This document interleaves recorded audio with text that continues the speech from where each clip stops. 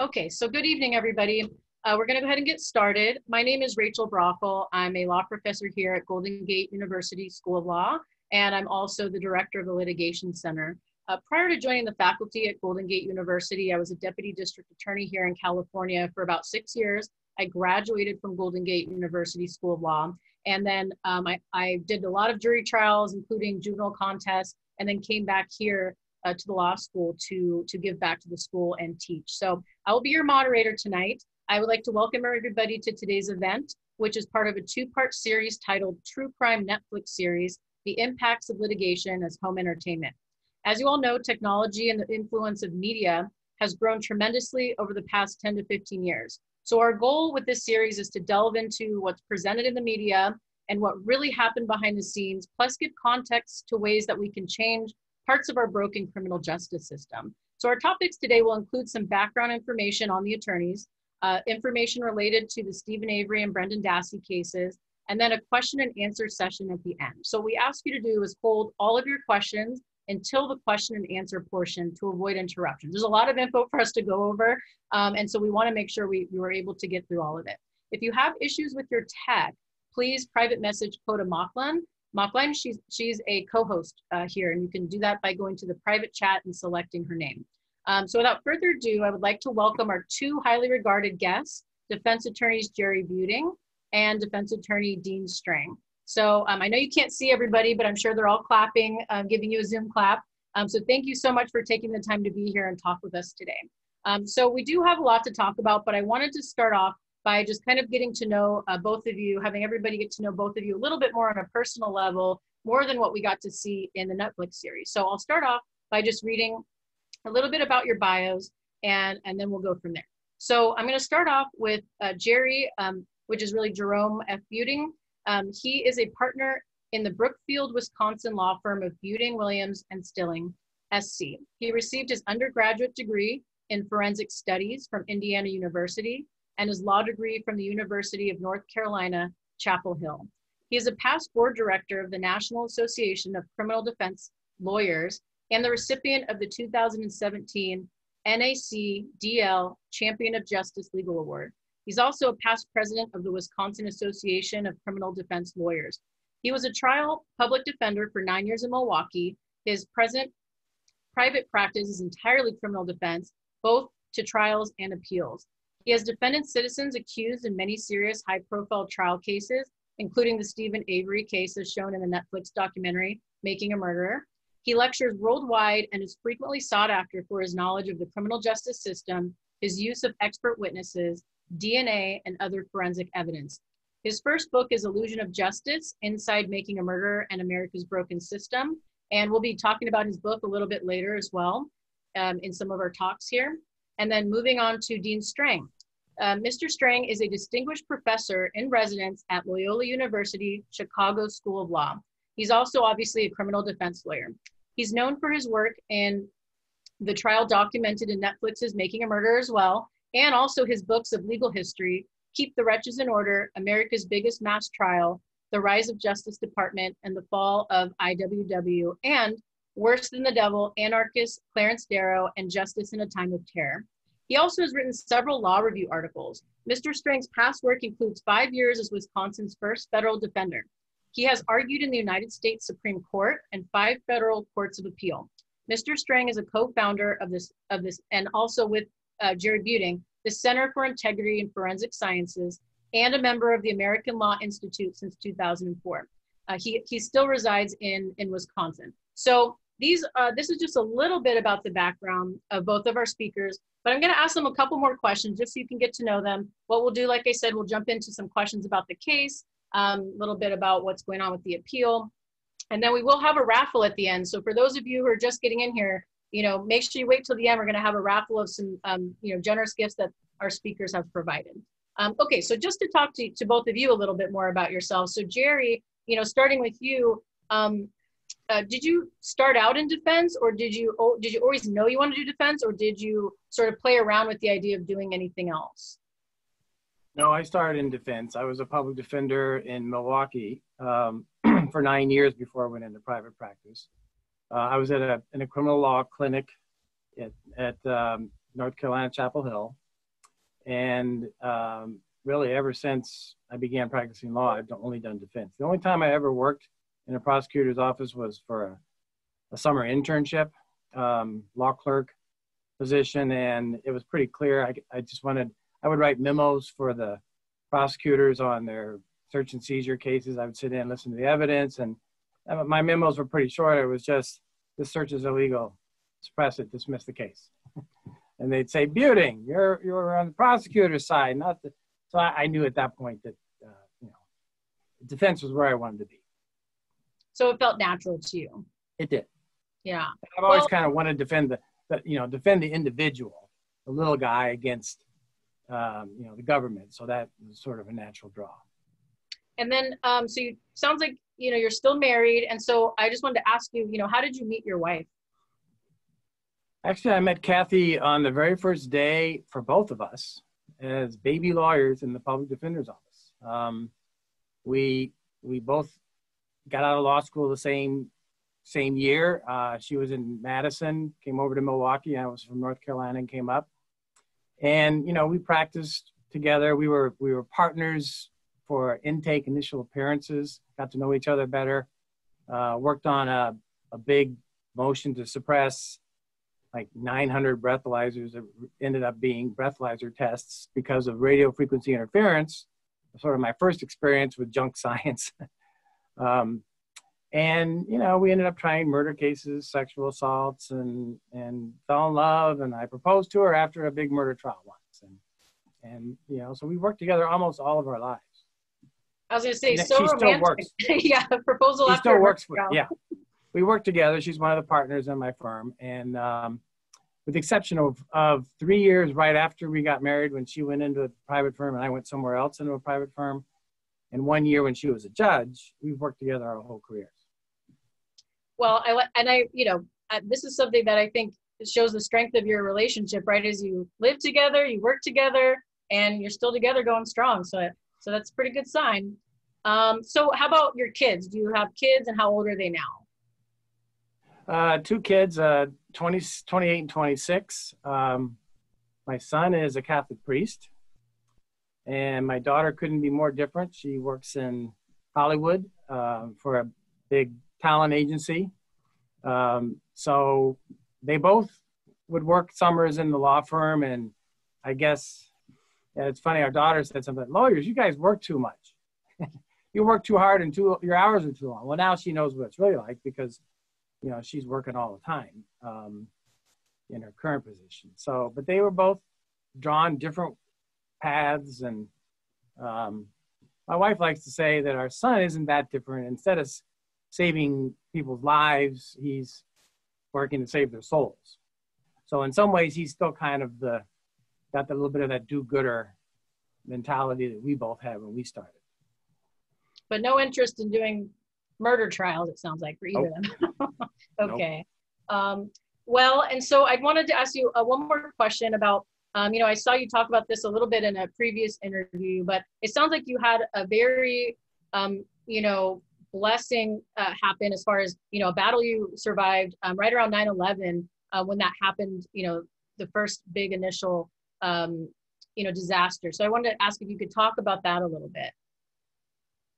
Well, actually, I was diagnosed with a very serious cancer on 9/11. I was actually in the doctor's office as he's giving us the bad news, and we're sort of stunned. He gets a page, says, "I'll let you guys talk for a few minutes." Left the room, came back, and said that was my wife. They said a plane just crashed into the World Trade Center, and the towers collapsed, and we kind of looked at each other and said, "This guy's crazy. Let's get the hell out of here." But, the world was going through its disaster at the same time that we were going through a very personal one. And it was a real battle. I was off work for a year, and thankfully recovered. It's never come back, never metastasized. I've got a few small disabilities, but nothing really to complain about. So it changed my outlook on life, though. It changed my path in my law firm. We decided to sort of slim down, become a more boutique law firm, take fewer cases, big cases, but fewer of them.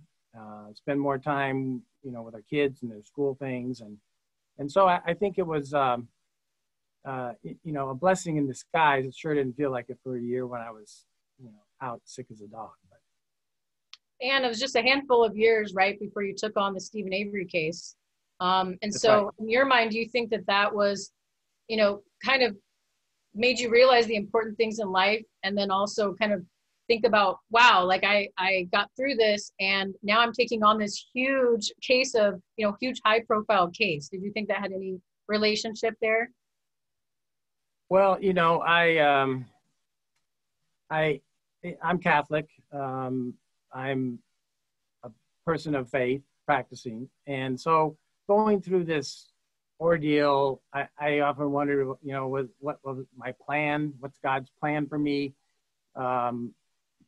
You know, within a few years, I'm in this huge high-profile case, and I'm thinking, you know, is this really what I should be doing with my life?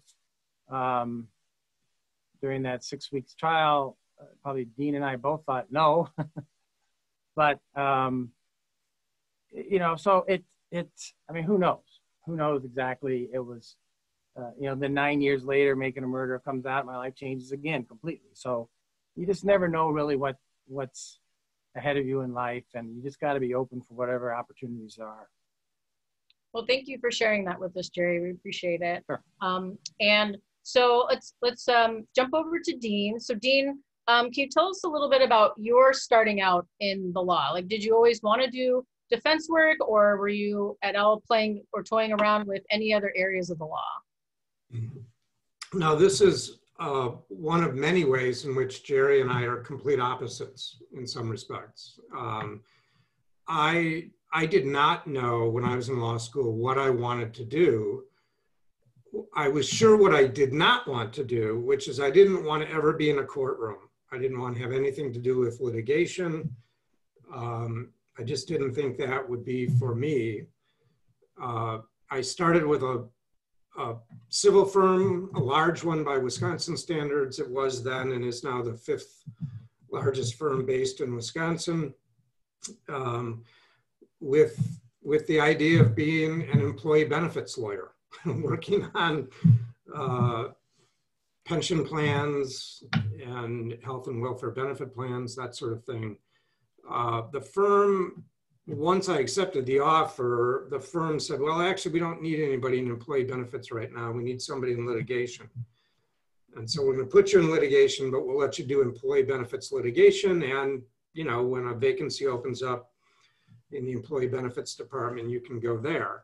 I was disappointed about getting that news after I'd accepted the offer. But I liked the litigators. I had clerked over one of my summers during law school for this firm. I really liked the litigators as people. And within just a few months, I found that I did like litigation. There was an opportunity to write creatively. I liked the rhythm of litigation. I liked the camaraderie in that department. And then a chance meeting on a civil case with the man who was Wisconsin's preeminent criminal defense lawyer in 1986 led me into a more serious interest in criminal law. And I also, at the same time, really by happenstance, was making a new circle of friends. I had grown up in Milwaukee and I was back in Milwaukee, but I'd been going to school for 7 years and really wasn't in touch with my high school friends much anymore. And the new circle of friends, thanks to the accident of the older lawyer, 4 years older than me in the litigation department, who was assigned to be my mentor, she was married to a young public defender. And I hit it off with him, and they started inviting me over to their house every weekend to hang out with this group of young public defenders. A guy named Jerry Buting was one of those occasional fellow dinner guests. you know, so the confluence of meeting the man who would become my mentor, this very prominent criminal defense lawyer, who's just about to turn 94, and he's Wow. still active, Jim Shello. And then meeting this crowd of really bright, engaging young public defenders, you know, just pushed me in a completely different direction. And I thought I would dip my toe in criminal law by trying being a federal prosecutor, which I did.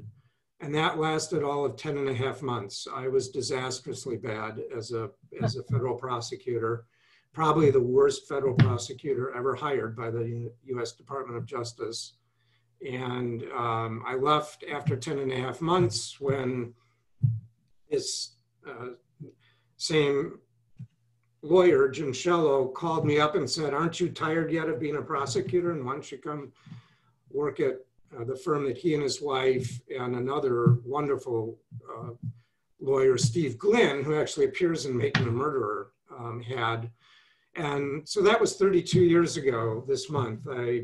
Almost to the day, 32 years ago, I began. Congratulations on that. Doing criminal defense work.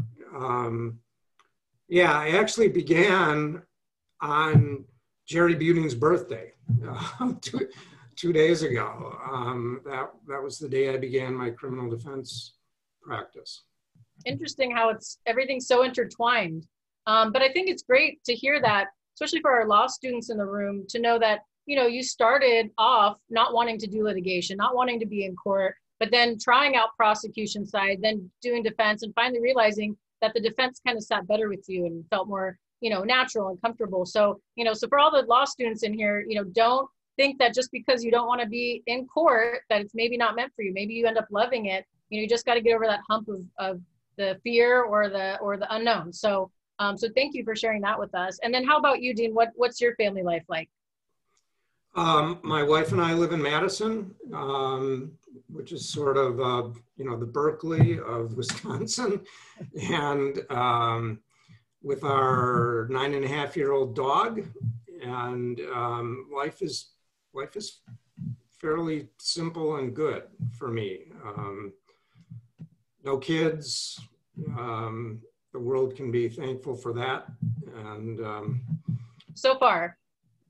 Well, yes, and I expect it will probably stay that way. So. Well, so it sounds like, so you're in Madison, you said, and then Jerry, where city are you in?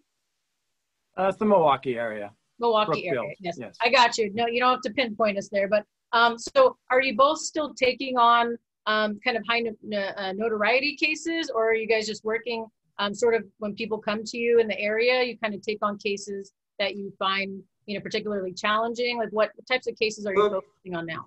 Jerry and I have actually never practiced in the same firm. We've been co-counsel with the Stephen Avery case. More frequently, we've represented closely aligned defendants, you know, a husband-wife, a boyfriend-girlfriend, or, you know, two people who are generally aligned with each other. We like working with each other, or at least I like working with Jerry. I shouldn't speak for him, but we're about 75 miles apart as the crow flies and have never practiced together.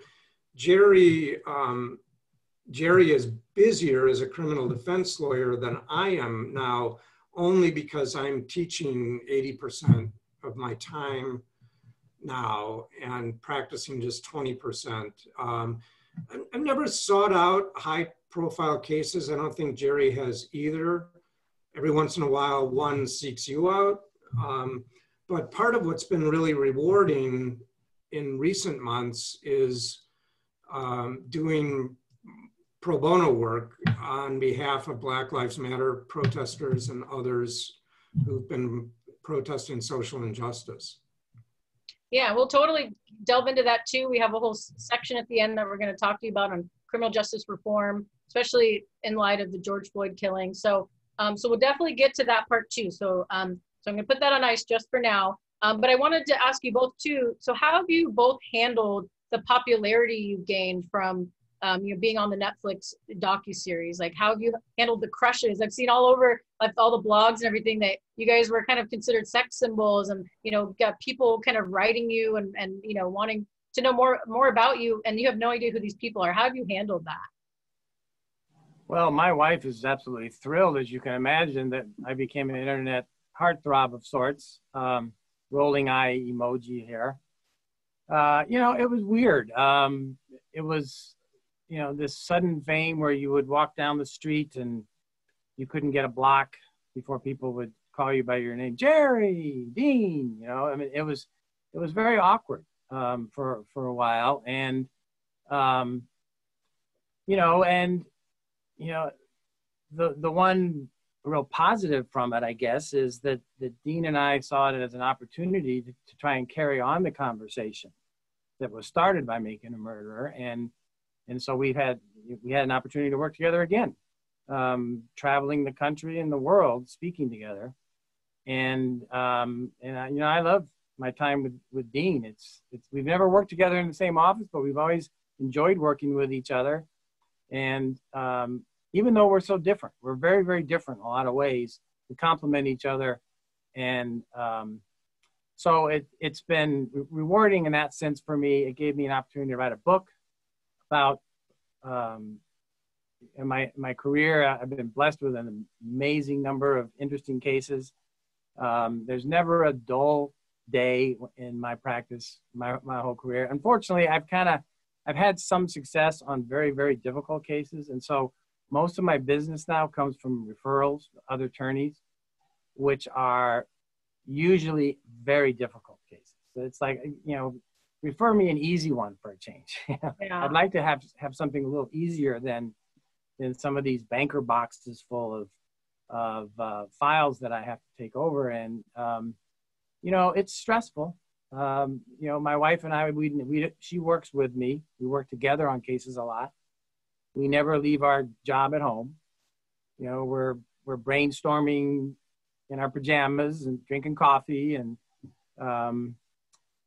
and so it can be stressful at times, but it's been rewarding in a lot of ways too. And it just like the unexpected popularity from Making a Murderer has been. Yeah, Jerry I'm glad you said that, Jerry, because now Dean can sleep at night knowing that you enjoy working with him too. I heard you say it, so I'm gonna solidify. Right. But go ahead, Dean. Go ahead. Jerry and I had many of the same reactions, as different as we are, to the whole aftermath of Making a Murderer, and some very different reactions. I think the most notable difference is I had never been on any sort of social media, any of them, before Making a Murderer. And the aftermath of that cemented my commitment not to have any social media accounts. And if Jerry will let me steal his story, Jerry was on Twitter because a group of high school kids he had mentored on a Habitat for Humanity or similar project through his church had talked him into starting a Twitter account so they could stay in touch with him when they went off to college. And I think, if you look back, the day Making a Murderer came out, Jerry had maybe 8 Twitter followers, and today has almost 105,000 Twitter followers. Wow. But I will say that of the overtures people have made, or the people's efforts to reach out, well north of 99.5% of those, to me, have been thoughtful, kind,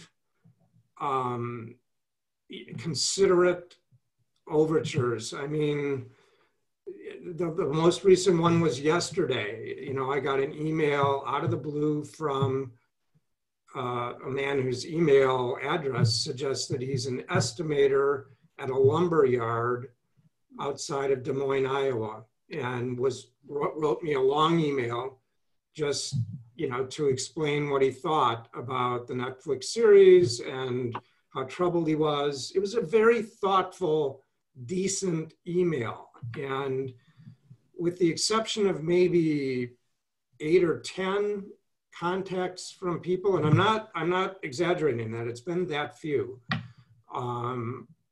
That's been what I've gotten, is thoughtful, engaged responses. You know, some people who view the case one way, some who view it another, but all of whom just wanted to reach out and say something about how they thought the system worked, or most of them, how they thought it failed to work. Well, I'm glad it was mostly, you know, positive, or at least meaningful, you know, conversations you were having with people, you know, because obviously it could have gone a different way, right? You could have had people very upset. It could have been Ken Kratz. Yeah, and we're going to get to him too. It might have been. Let me just add one thing to what Dean said, because you know, the worldwide phenomenon that is Netflix really displayed itself to us in a way that I had no idea. On the very first day, you know, they release everything globally at 6 a.m. New York time. And, you know, this series was, what, 10 hours, 10 episodes? By 6 p.m.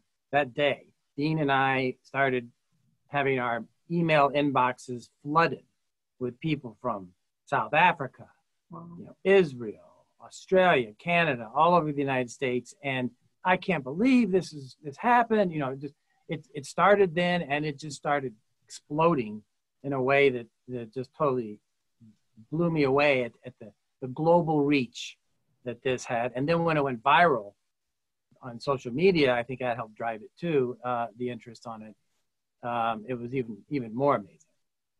Which shows, like you said, how far media can touch people, right? Like all over the world. That's amazing. Like within a day, you guys had people contacting you from everywhere. So so that's what, you know, I kind of wanted to ask you guys all about sort of, you know, we saw what the media showed us and portrayed as far as the Netflix docuseries and what the news put out, you know, and I kind of wanted to go into a little bit more on how that affected you guys in the trial. So before we get too far into the case itself, I did want to play, for those of you who haven't rewatched Making a Murder recently, or you're kind of wondering yourself like, oh, I kind of remember, you know, bits and pieces of what it's about. So I'm going to play a really quick trailer on the series really quick, and then we'll go over a little bit of the cast of characters, real life characters, obviously, that were in the docuseries. So I'm going to share my screen now. Let's see if I can do this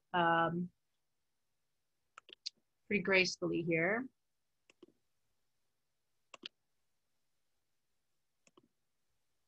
Hopefully everyone can see that. Let's do this, I guess. Oops. There we go. Okay, so if anyone, does it look like you guys can see this? Yes. Yes. Okay, I'm gonna press play. Okay, thank you.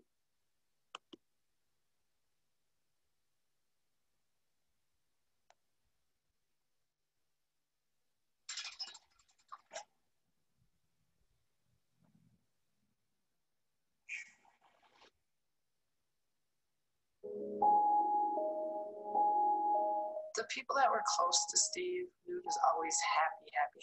Always wanted to make other people laugh. They didn't dress like everybody else. They didn't have education like other people. The Avery family didn't fit into the community. Stevie did do a lot of stupid things, but he always owned up to everything he did wrong. I think I had a good life until all the trouble started. Penny Bernstein was everything that Stephen wasn't. So just think of the two of them side by side. There was no real investigation done by the sheriff's department. The sheriff told the DA not to screw this case up. He wanted Avery convicted of his crime. There isn't one iota of physical evidence in this case that connects Stephen Avery to it. In fact, the sheriff was told by the police, you have the wrong guy. Stephen Avery spent 18 years in prison for something he didn't do. 18 years. 18 years. DNA had come through indicating that he had not committed the crime. Law enforcement officers realized that they had screwed up big time.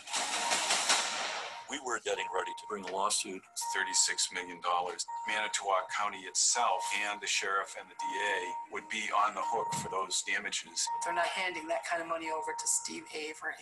I did tell him, be careful. they're not even close to being finished with you.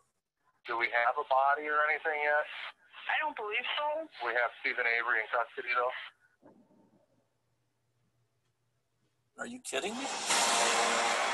The disappearance of Teresa Halbach remains a mystery. Mr. Avery's blood is found inside of Teresa Halbach's vehicle. Steve, everybody's listening. What do you want to say today? I'm listening.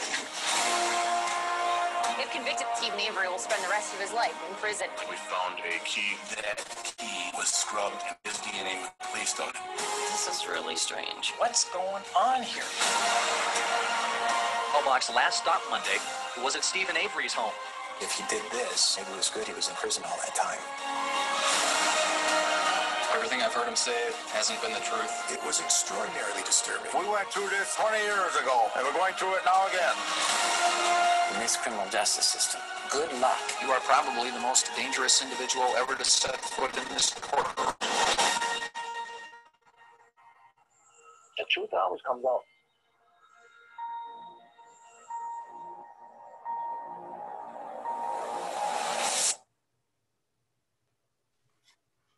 Okay, so that was the very brief. It doesn't even give you everything from the whole show. Obviously, there's a lot more moving parts and details, but I'm going to also put up really quick another share screen of some of the major influencers or cast members, real life cast members, as I say again, from the show. So let's see if we can pull this up.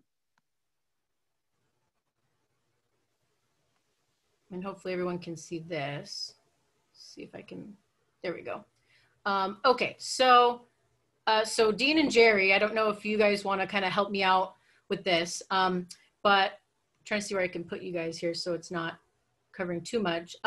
So essentially, and correct me if I'm wrong or anything, or if you want to expand on anything, but so Teresa Halbach up in the top left, she was the victim of a murder, essentially from what we know of, right? And Stephen Avery was, accused of being the person who murdered her. And then Brendan Dassey, both of them are in the middle there. And Brendan Dassey was accused of, it sounds like, assisting him with this homicide. And then Ken Kratz, underneath Teresa Halbach's picture, that's the prosecutor on the case.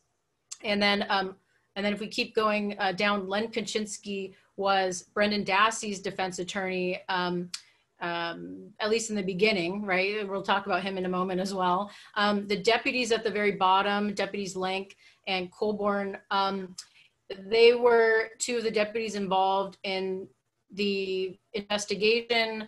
At some points not supposed to be, but still were. And also they were deposed a couple, I want to say, was it within a year, Dean and Jerry, that they were deposed before? 3 weeks. Oh, 3 weeks. Okay, so 3 much weeks. closer in time. Yes, much closer in time. So very shortly before it, the accusation that Stephen Avery had anything to do with the Halbach murder or disappearance. And then Bobby Dassey, I don't know if you guys can see these pictures of us talking, so I'm just gonna move these over. So Bobby Dassey up in the top right, related, well, did he live on the property? Is that?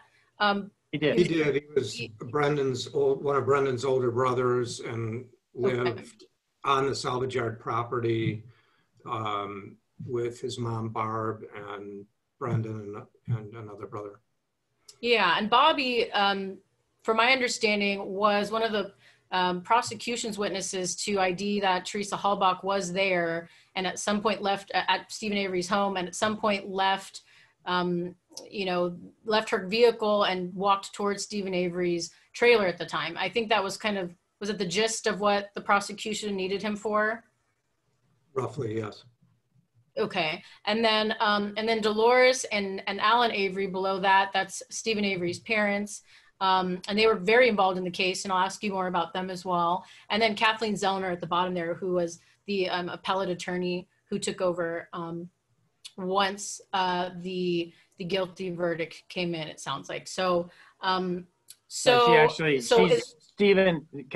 is Stephen's current appellate attorney. She got onto the case after Making a Murderer came out. So after his direct appeal was concluded many years earlier by public defenders who were representing him, he didn't have a lawyer for a number of years. And then after Making a Murderer came out, she got off. And so, and she's still, it sounds like, currently representing him, and we'll get into that a little bit more to know kind of where everything stands with both of their cases right now. So anything I missed about sort of who these people are and how they played a role in the show / the real life trial? No, that's roughly right. And you can tell the one person who's not from Wisconsin there in the bottom right, Kathleen Zellner. She's got the suburban Chicago look, and everybody else. She's got the pearls and the updo. Okay, so I'll stop screen sharing so that we can chat a little bit more about some of these people. So let's start with Stephen Avery. I mean, I think he obviously is the main reason that you're all here and that you're involved, and you've been able to share so much of your thoughts on the criminal justice system. So let's just start by talking about him in general. So I think. Correct me if I'm wrong, but Stephen Avery is now 58 years old and Brendan is now about 30 years old. Does that sound about right? Yes. Okay, and this trial, the trial with Stephen Avery happened in February of 2007. So, we're looking at close to 15 years that's gone by since his trial occurred. Yeah, he was arrested in early November 2005. And was not able to make bail. So, So he's been in custody even longer this than November, that. It will be 15 years that he's been in custody on this case. And of course, he spent 18 years in custody on an earlier violent rape that he did not commit. And actually, DNA not only cleared him, but identified the actual rapist who nearly murdered Penny Bernstein on the beach that day. And, I thought, Stephen, when I watched the show, I thought was very forgiving about everything, because when he got out, he said, oh, she just made a mistake. It's, it could happen to anybody, which is, says a lot about his character as far as, 18 years of his life was gone. So that's, a pretty big deal. So, we see that side of Stephen. The reason I bring that up is, we see a certain side of him that, he doesn't seem like he's a very complex person. He seems like he just lives very simply and, is kind of a happy-go-lucky kind of guy. Is that how he really was to you when you were working with him? Or is that just what the Netflix show portrayed him as? No, that's him. I mean, you're watching a movie, not a trial, but Making a Murderer captures Stephen Avery. It really does capture him very well. And he is, as you said, he's a very straightforward, linear guy. He's affable, was very easy to work with him. And, he's got a fairly small world. He was born and raised in Manitowoc County, Wisconsin, which is 3 hours from Chicago by car. He's never been that far away from home in his life. So the Stephen Avery you see in that show is Stephen Avery. And it looks like Jerry's nodding, so it sounds like you guys are in agreement on that. And so, as far as now that we know the show's, it's been several years since the show came out. When's the last time you talked to Stephen Avery or his family? Well, right before the Netflix released the documentary, they gave us a preview version. And so that we could watch it, and then the intent was, and we did do this, in fact, visit Stephen right before it came out, just to kind of prepare him what it was going to be like. They don't stream Netflix in prisons. He has still, to this day, never seen Making a Murderer, as far as I know. Netflix offered to burn DVD copies for him and Brendan so that they could watch it in prison, and the prison refused. Oh, wow. To allow them to, so they've never watched it. So Dean didn't actually watch the preview, I did. And then we met with Brendan on the day before it was released. With Stephen. I'm sorry, with Stephen. Yes. Yeah, we went up to prison together and met the day before it came out. Jerry's exactly right. And Jerry had watched all 10 episodes. I chickened out and didn't. And, you know, Jerry was able to walk Stephen through what the show was about and sort of, you know, the tenor of it. And of course, none of us knew what was going to happen when it came out. But that's the last time we've seen Stephen, because as Jerry said earlier, very shortly after that, so that was December 17, 2015, sometime in January 2016, Kathleen Zellner began to represent Stephen, so we can't have any direct contact with our former client anymore because he's represented.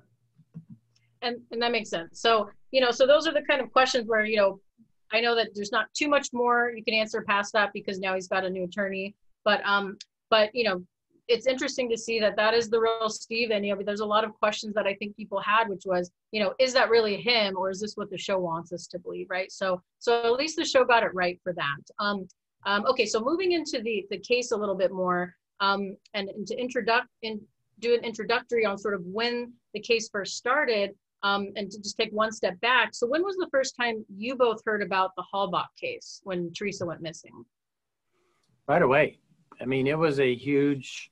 the day she was reported missing, right, Jerry? Yeah, the day she was reported missing, it went statewide, and you know there were flyers, missing person flyers, 10,000 of them or something like that were distributed within 24 hours all over the place, and she was all over the news, and you know, it was typical kind of bias of a young white female who goes missing.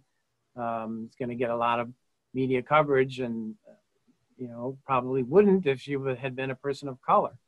But so we knew within 24 hours after that, the media had started focusing on the fact that, weird coincidence, she happened to have visited the Avery salvage yard the day that she was last seen, and we later learned that the Manitowoc the Manitowoc Sheriff's Department kind of leaked that to the media so that they would, and so the media was out there interviewing him that morning, the morning after she disappeared, and that of course went viral because by that point, Stephen was a bit of a celebrity in the state. He was, you know, the biggest wrongfully convicted person in Wisconsin. He'd met with the governor. He'd been in the legislature testifying, and so there was big, wide coverage of it, and nobody could really believe that he would really be connected to this in any way. And so we both knew what was going on, even though we didn't actually become involved in the case and weren't hired until like late February of 2006. So about 4 months later, after he'd already been charged, is when Dean and I were brought into the case. So how did Netflix get involved? Were they already around the case, or did they reach out to you? How did that happen? No, Netflix doesn't get involved in the whole story until the fall of 2015. Oh. Well, there were two student filmmakers, Laura Ricciardi and Moira Demos, who had begun to follow the case immediately because once Stephen was arrested, there was actually a short article in the New York Times about that. And they were both in New York getting their master's in fine arts and film at Columbia. And Laura was a practicing lawyer at that point,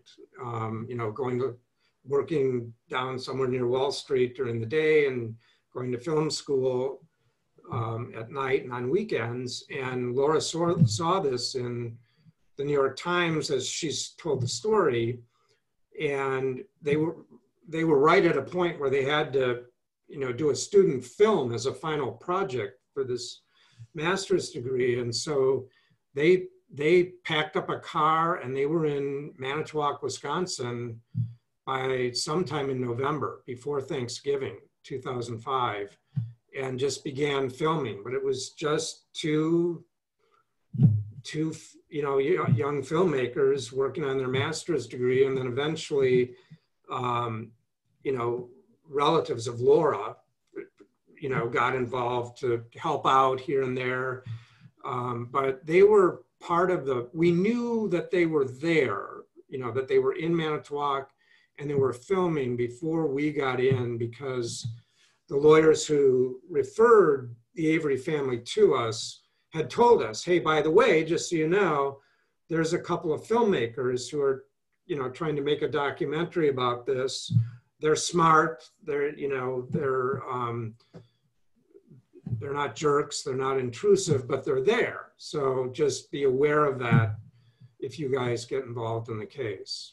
So they were already kind of following the case and then approached you after in 2015 or like around 2015. No, no. The filmmakers eventually sold the film to Netflix. So right. We were never approached by Netflix. Oh, I see. We had just, we had signed releases for the filmmakers with whom. Oh, directly to the filmmakers. Okay. And then it took them some years to find, an outlet for the project. And they couldn't tell us who they were negotiating with or going to sell it to. I see. Until Netflix was ready to reveal that. So I think it was very early December 2015, just 2-3 weeks before the series came out, that Jerry and I learned that Netflix had picked it up. Okay, wow. So it's very close in time and everything too. So, okay, so I'm gonna jump down a little bit here to ask you a little bit more, because you sort of touched on sort of the media influence, but I wanted to know, if you could describe how the media influenced your decision to change venue. I know that there was the concern about, there was sort of the balance between, is it better to have people who know about the tension in, this area in how do you say, Manitowoc? Am I saying that right? Manitowoc. Yes. Yeah. Is it better for people who are very knowledgeable about that tension between law enforcement and potentially the Averys or other citizens there? Or is it better to move venues so that there's not that initial bias or prejudice already? So how did you make that decision, and how did the media influence that? Well, the reason the decision was sort of framed that way, Rachel, is because there had been such pervasive media coverage in all 7 major media markets that are in or overlap with Wisconsin, that there was no corner of the state that had been untouched or unsaturated by the media coverage. From the day Teresa Halbach was reported missing, up through the beginning of court proceedings. So the issue was not, as it usually would be in a change of venue analysis, which is, is the local publicity so great that we should try to move to another county where there won't have been any news about this case? That was a moot point, because there were none of Wisconsin's counties you could have gone to in which people hadn't been inundated by news coverage, much of it very prejudicial to Stephen. And you both were located about what, an hour and a half outside of where the trial took place too, right? Yeah. So you had 2 hours, something like that. Right. Yeah. And so it sounds like, it was covered everywhere. If 2 hours. Yeah. So the issue for Jerry and me really became, well, we can't get away from prejudicial pretrial publicity. The case has to be tried in Wisconsin. It's a state court case. So do we want to stay in a county where the jury is or the prospective jurors are thoroughly polluted by pretrial publicity, but they know the local dynamics between the Avery family and the sheriff's department? Or do we want to go to some other county where the prospective jurors are equally polluted by pretrial publicity and they don't know anything of the local dynamics? Right. So that was the very strange calculation that Jerry and I had to make. And we made a contestable decision. It's contestable to this day. Reasonable minds could differ, but we made the decision that we would draw a jury from Manitowoc County and then have the case tried in the next county over so that the Manitowoc County Sheriff's Department wouldn't have any contact with the jurors in their capacity as bailiffs or, you know, handling courtroom security. Yes. And that's the compromise that Jerry and I settled on, rightly or wrongly.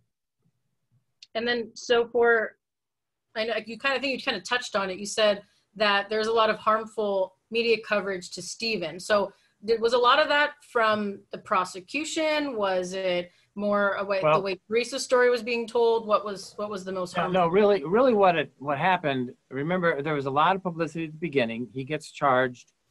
When he's actually arrested and charged, it was, you know, huge publicity because, and in fact, it was national publicity, you know, CNN, Nancy Grace, all kinds of coverage because Stephen at that time, and thankfully still is, the only DNA exoneree later to be charged with something as serious as murder after being released. And so, you know, people were, you know, innocence projects were freaked out. Oh my God, this is going to really set back the innocence movement. And so there's a lot of coverage, but after about a month, some of the evidence started to come out in the public realm when they had a preliminary hearing.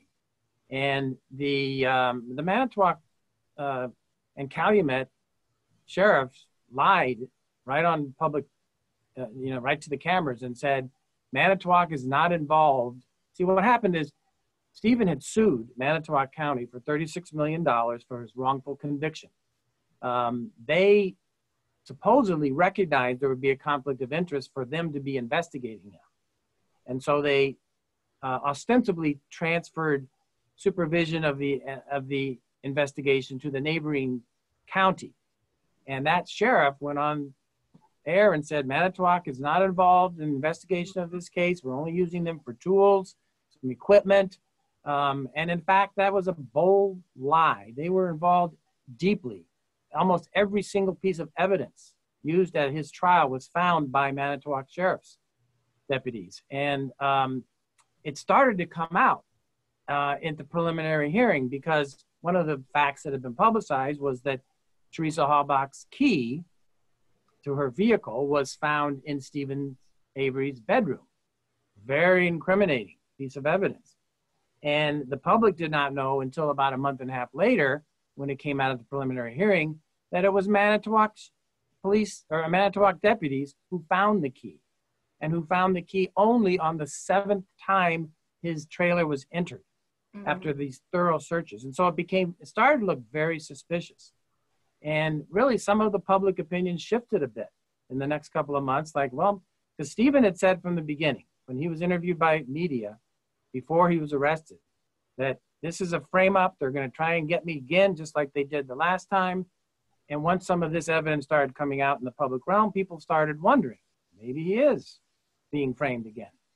Until the Brendan Dassey, his 16-year-old nephew confession, which I'm sure we'll talk about in a few minutes. Yes. After which the prosecutor held an unprecedented, unbelievably prejudicial press conference that then shortly thereafter, there was a sort of a gag order imposed. And so the media had nothing to play except that over and over and over and over.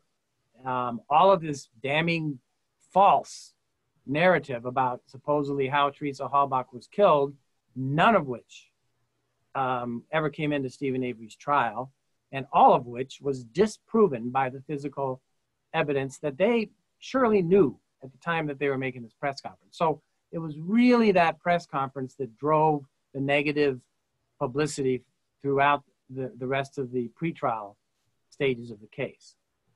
And you mentioned there was a lot of searches of Stephen's trailer and property, and it sounds like there was, I want to say around 18 different searches. Have you ever had a case where there's been that many searches of a client's property? Or, because typically as a prosecutor, I know that warrants are usually written where you have a very specific thing you're looking for in a very specific place, and you get it for a very specific time. So, is that something normal that you see, or is that pretty unprecedented as far as where you've worked with cases out there.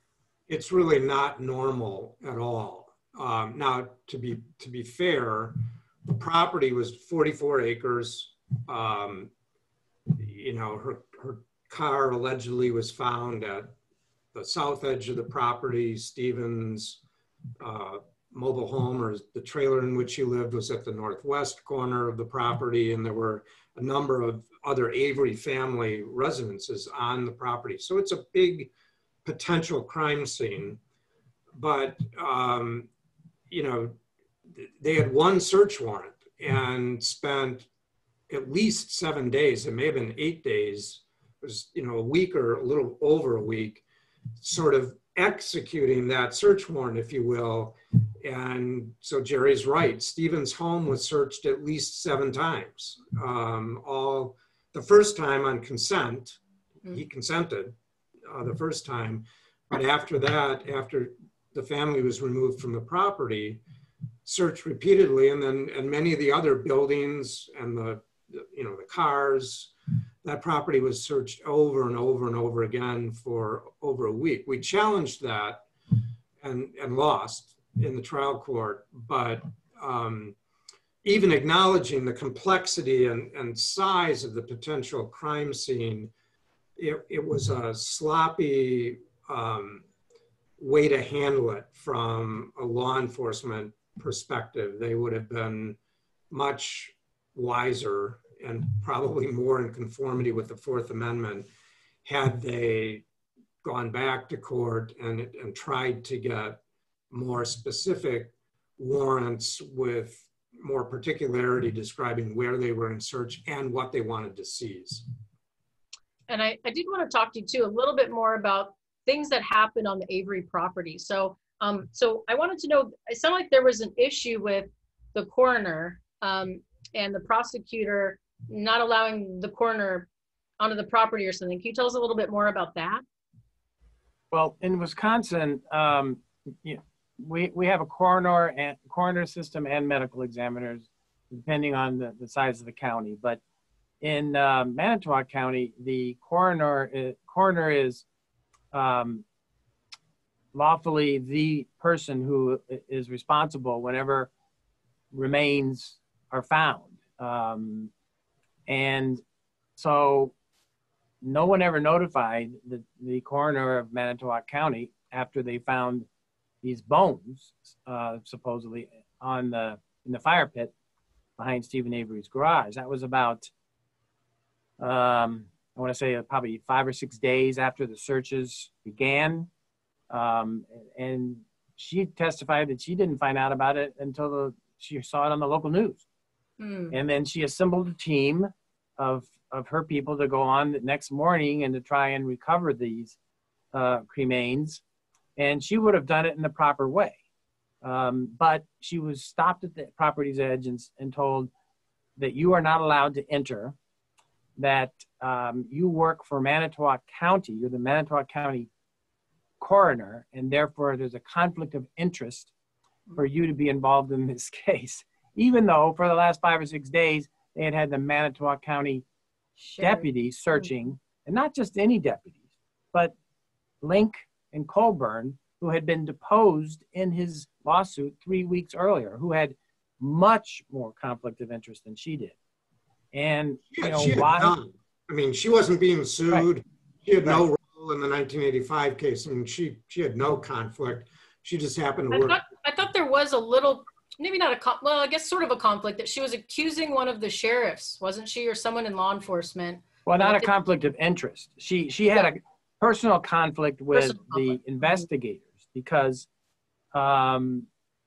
she disagreed with one of their conclusions in a hit and run fatality, still unsolved, in which right at the beginning, this is all public record now, right at the beginning of the investigation, there was rumors that the driver that hit and killed this 15-year-old boy was a deputy sheriff who later rose to a very high position in that county's sheriff's department. And she disagreed with their conclusions that it was a truck that hit him. And she basically wouldn't play ball. And so they didn't want her anywhere near the Avery property when these bones were found.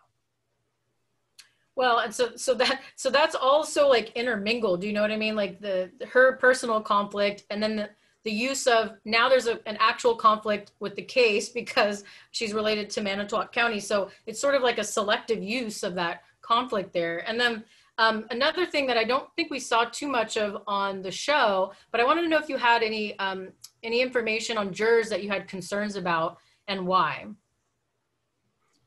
Well, we had concern about just about every prospective juror, and here's what I mean by that.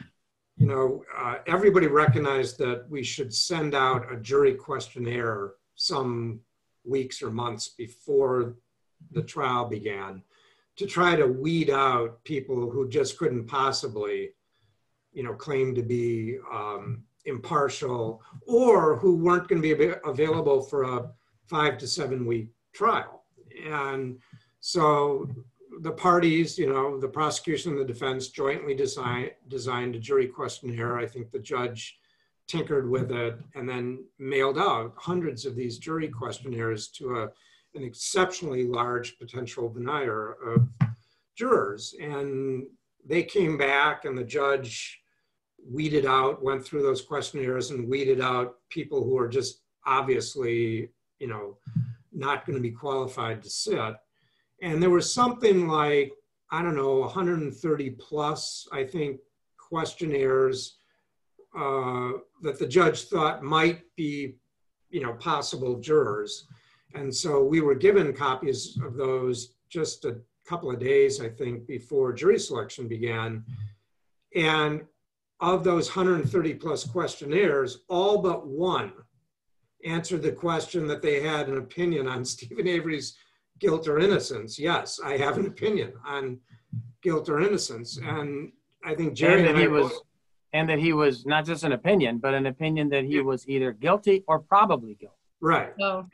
And I think Jerry and I agreed that the one potential juror who denied having any opinion probably was lying and, just really wanted to be on the jury and knew what the right answer would be to sit on the jury. So, that's how we started jury selection.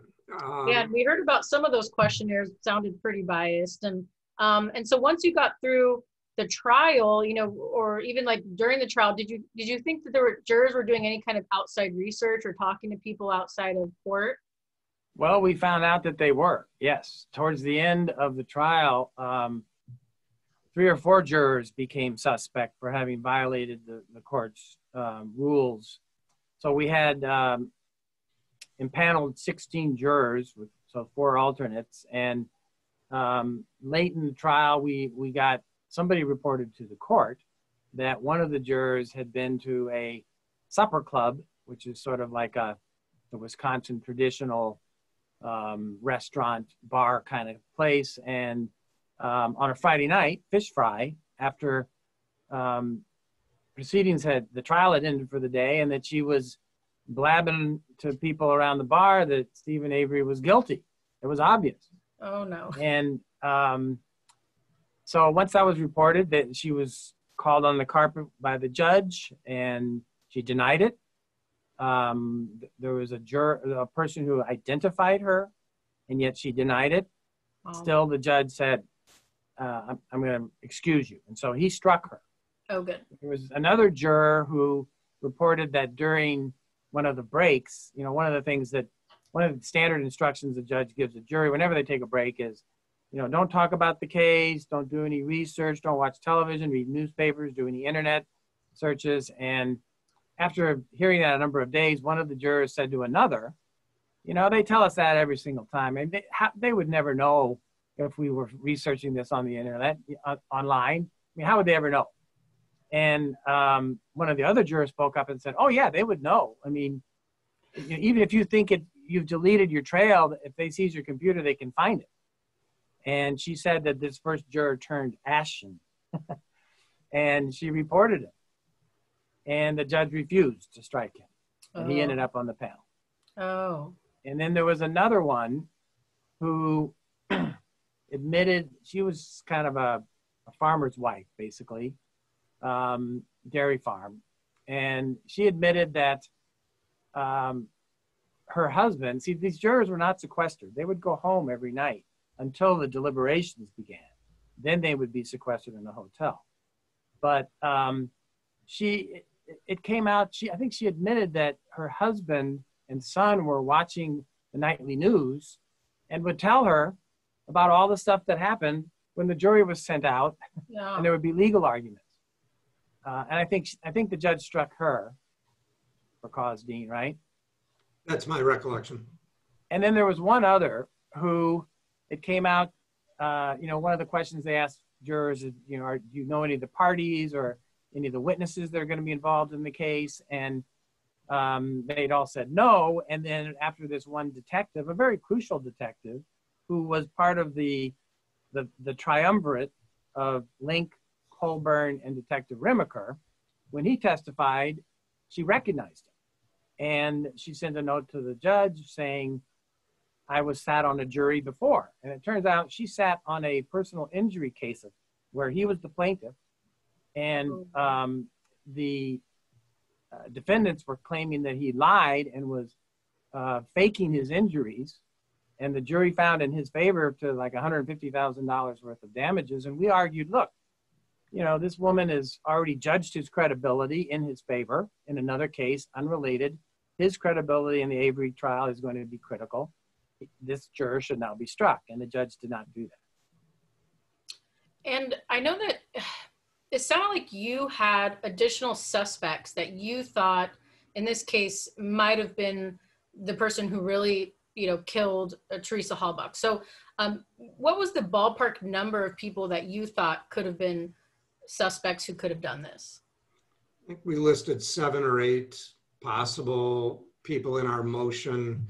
We would have narrowed that down had we actually been permitted to present evidence of an alternate perpetrator at trial. But this is an example of, I think, of where intense pretrial scrutiny through the media can deflect or bend the trajectory of a case. And the judge excluded evidence of an alternate perpetrator by engrafting or adding to the existing Wisconsin test for such evidence a new element, a new step that he thought the defense should have to meet. They're showing motive? Which was showing motive of a possible alternate perpetrator. And that, of course, made it impossible ever to satisfy the test in a case like this, where there's nobody among the 7 billion people on this planet who had any motive, any reason to want to kill Teresa Halbach. As far as we know, she hadn't done anything to anybody that would have given them a motive to kill her. Somebody did kill her, but absolutely nobody had a motive. So you had this asymmetric situation that the judge created saying, well, it's true that the prosecution does not have to prove motive to convict Mr. Avery, but Mr. Avery has to prove motive if he wants to offer evidence suggesting that someone else may have been the true perpetrator. It was just impossible to meet. And ultimately, the Wisconsin Court of Appeals, again, with a case in a public spotlight, affirmed that. And now Wisconsin has this elevated, very difficult standard to meet if you want to offer an alternate perpetrator that in effect turns on the character of the victim. So if the victim happens to be somebody with a checkered past, or somebody who is cheating with somebody else's spouse, or ripping people off on drug deals or something, where there might be a motive to kill the decedent, in that sort of a case with a victim of poor character, you might be able to offer evidence of an alternate perpetrator. With somebody who's really an innocent as a victim, there's no way ever to do it. Well, and I'm sure it didn't help in this case either that the law enforcement didn't really interview anybody else, really, right? Like the friend who did the search party for her, they didn't really go in depth on him. There was you know, a lot of other people that they could have talked to more, and it sounds No, like this was tunnel vision from mm-hmm. from before Teresa Halbach's remains were even discovered. I mean, while it was still a missing person case, it was tunnel vision. Well, I do want to talk to you before we get into the criminal justice reform section, a little bit about Brendan, just before we move on. But so there's a lot of questions that I have about his confession, and I wanted to kind of talk to you, confession or statement, right? But what do you think, you know, was the biggest factor that caused Brendan to make this statement that sounded like a confession? Was it, you know, the interrogation tactics, manipulation, coercion, his maybe IQ and age? You know, what things to you do you think caused this to happen? Well, you know, it was a combination of the technique, the questioning technique that is dominant in America, that is the Reed technique, which has been shown to have a higher incidence of false confessions, combined with Brendan's vulnerability, his suggestibility. There's actually tests you can do to show where, you know, how suggestible you are as a person, and his youth, his personality. He was a soft kid who was thrown into this lion's den with these trained investigators who employed all of these tactics on him. You know, the way the press conference reported his confession, you would have thought that this was this, you know, this poor kid who had been holding this guilt in for 4 months and just unburdened himself and you know, in narrative style described it all. But then when we got the tapes and the transcripts of it, he basically responded in one word answers, sometimes, you know, just a few word answers. He didn't provide any information that wasn't already public. He provided no facts that could be corroborated, that only the real killer would know.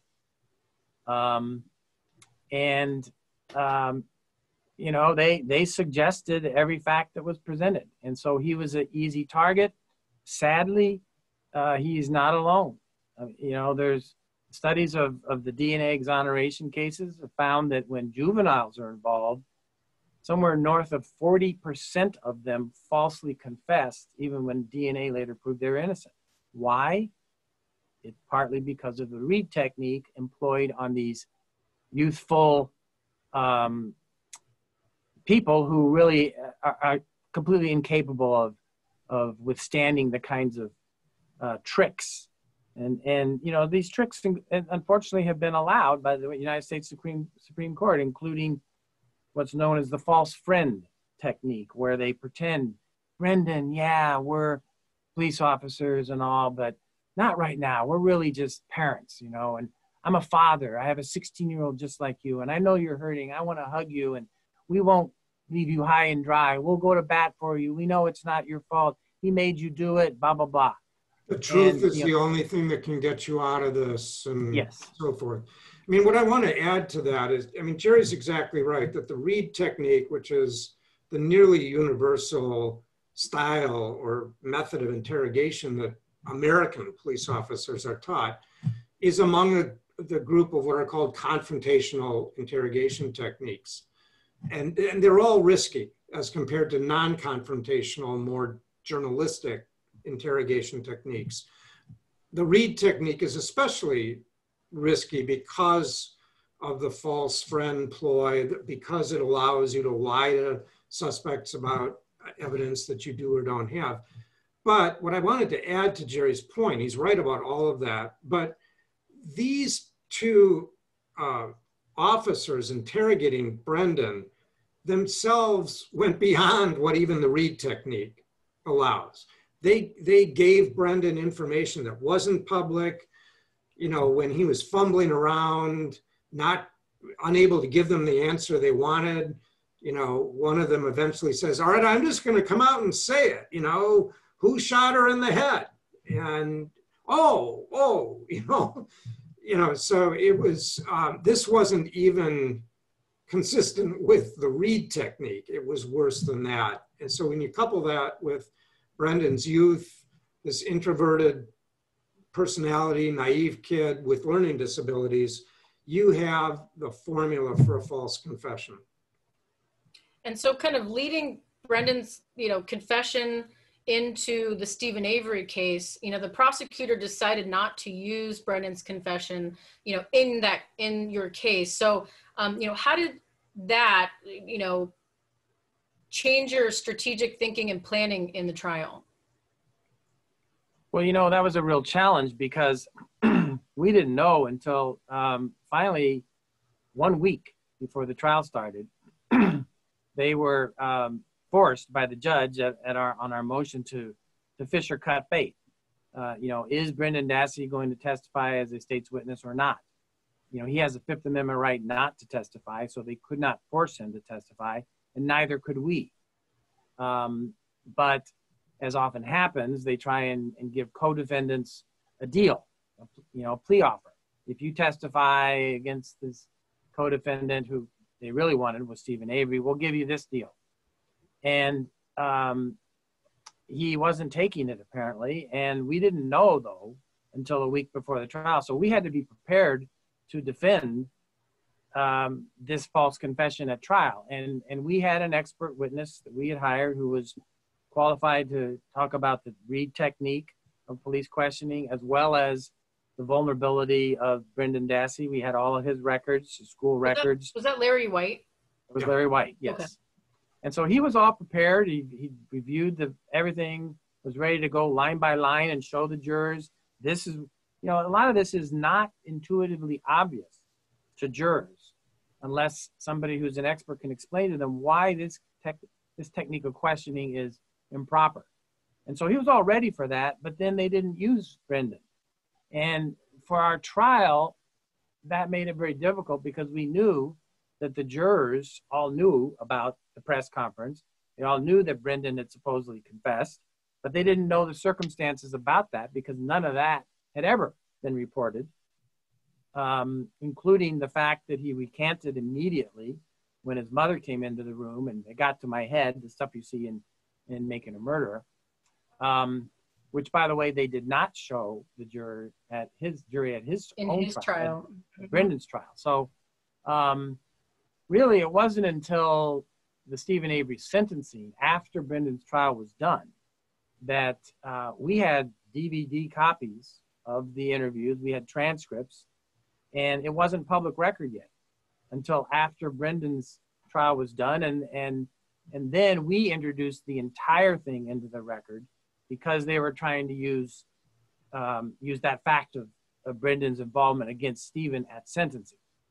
And we actually gave copies to the news media, the local news media. Wow. One of them, only one, showed any of it, and he was a very smart reporter, and he seized on that very important point that was later shown in Making a Murderer, where Brendan starts recanting right away as soon as somebody close to him comes to him. So yeah, I mean, it was a challenge. We had to somehow deal with it at trial, even though the witness in the form of Brendan Dassey wasn't going to be there. And so we had to try and refute all of the facts that we knew the jurors had heard about by proving forensically there was no blood, there was no hair, there was no scratches on the bedpost, and going through all of that, even though it otherwise seemed kind of irrelevant, had the jurors not heard publicly what the facts of the confession were. Right, and so it sounds like, you had prepared for it, but the prosecutor didn't bring it in, and then Brendan sounds like he was claiming his Fifth Amendment, so that's obviously working against you. And then during Brendan's trial, you kind of mentioned that a little bit, but Brendan's, you did mention that Brendan's attorneys in his trial didn't show the end of his confession where he said, they got to my head. What if Stephen testifies that nothing happened? What if it's different? So basically, like you said, questioning everything he just said. Were there any other things that you noticed that the attorneys in Brendan's case didn't do or didn't take advantage of that they could have done for Brendan's case? For example, I think you had mentioned like the expert that you had offered. Well, yeah, I mean, after our trial ended, we had already paid for Larry White. He was fully ready to testify, and we offered him up. We had to clear it with our client, who said, sure, let him now switch over and work on Brendan's case. And his attorneys chose not to use him. And they used an expert that they already had, who the judge ruled was not qualified to talk about one of the two main pillars. That is, he was a psychologist, he could talk about Brendan's suggestibility, but he could not talk about what was improper in the technique the police were using to question him. And so that whole half of the equation dropped out. The jurors never heard any of it. And they just, in my opinion, dropped the ball in not using Larry White, who was qualified and had been many times qualified in other courts on both issues. Yeah, and then, so for Brennan's case, sounds like things could have been done differently. And then I know that, Kathleen Zellner has also, kind of made comments that she thinks you guys could have done things differently. In Stephen's case, I know you may not be able to talk about that too much, but, how do you feel about, Kathleen's comments about that, about kind of critiquing what you guys did in Stephen's case? She's doing exactly what she should do. She's post-conviction counsel coming in after an unsuccessful direct appeal.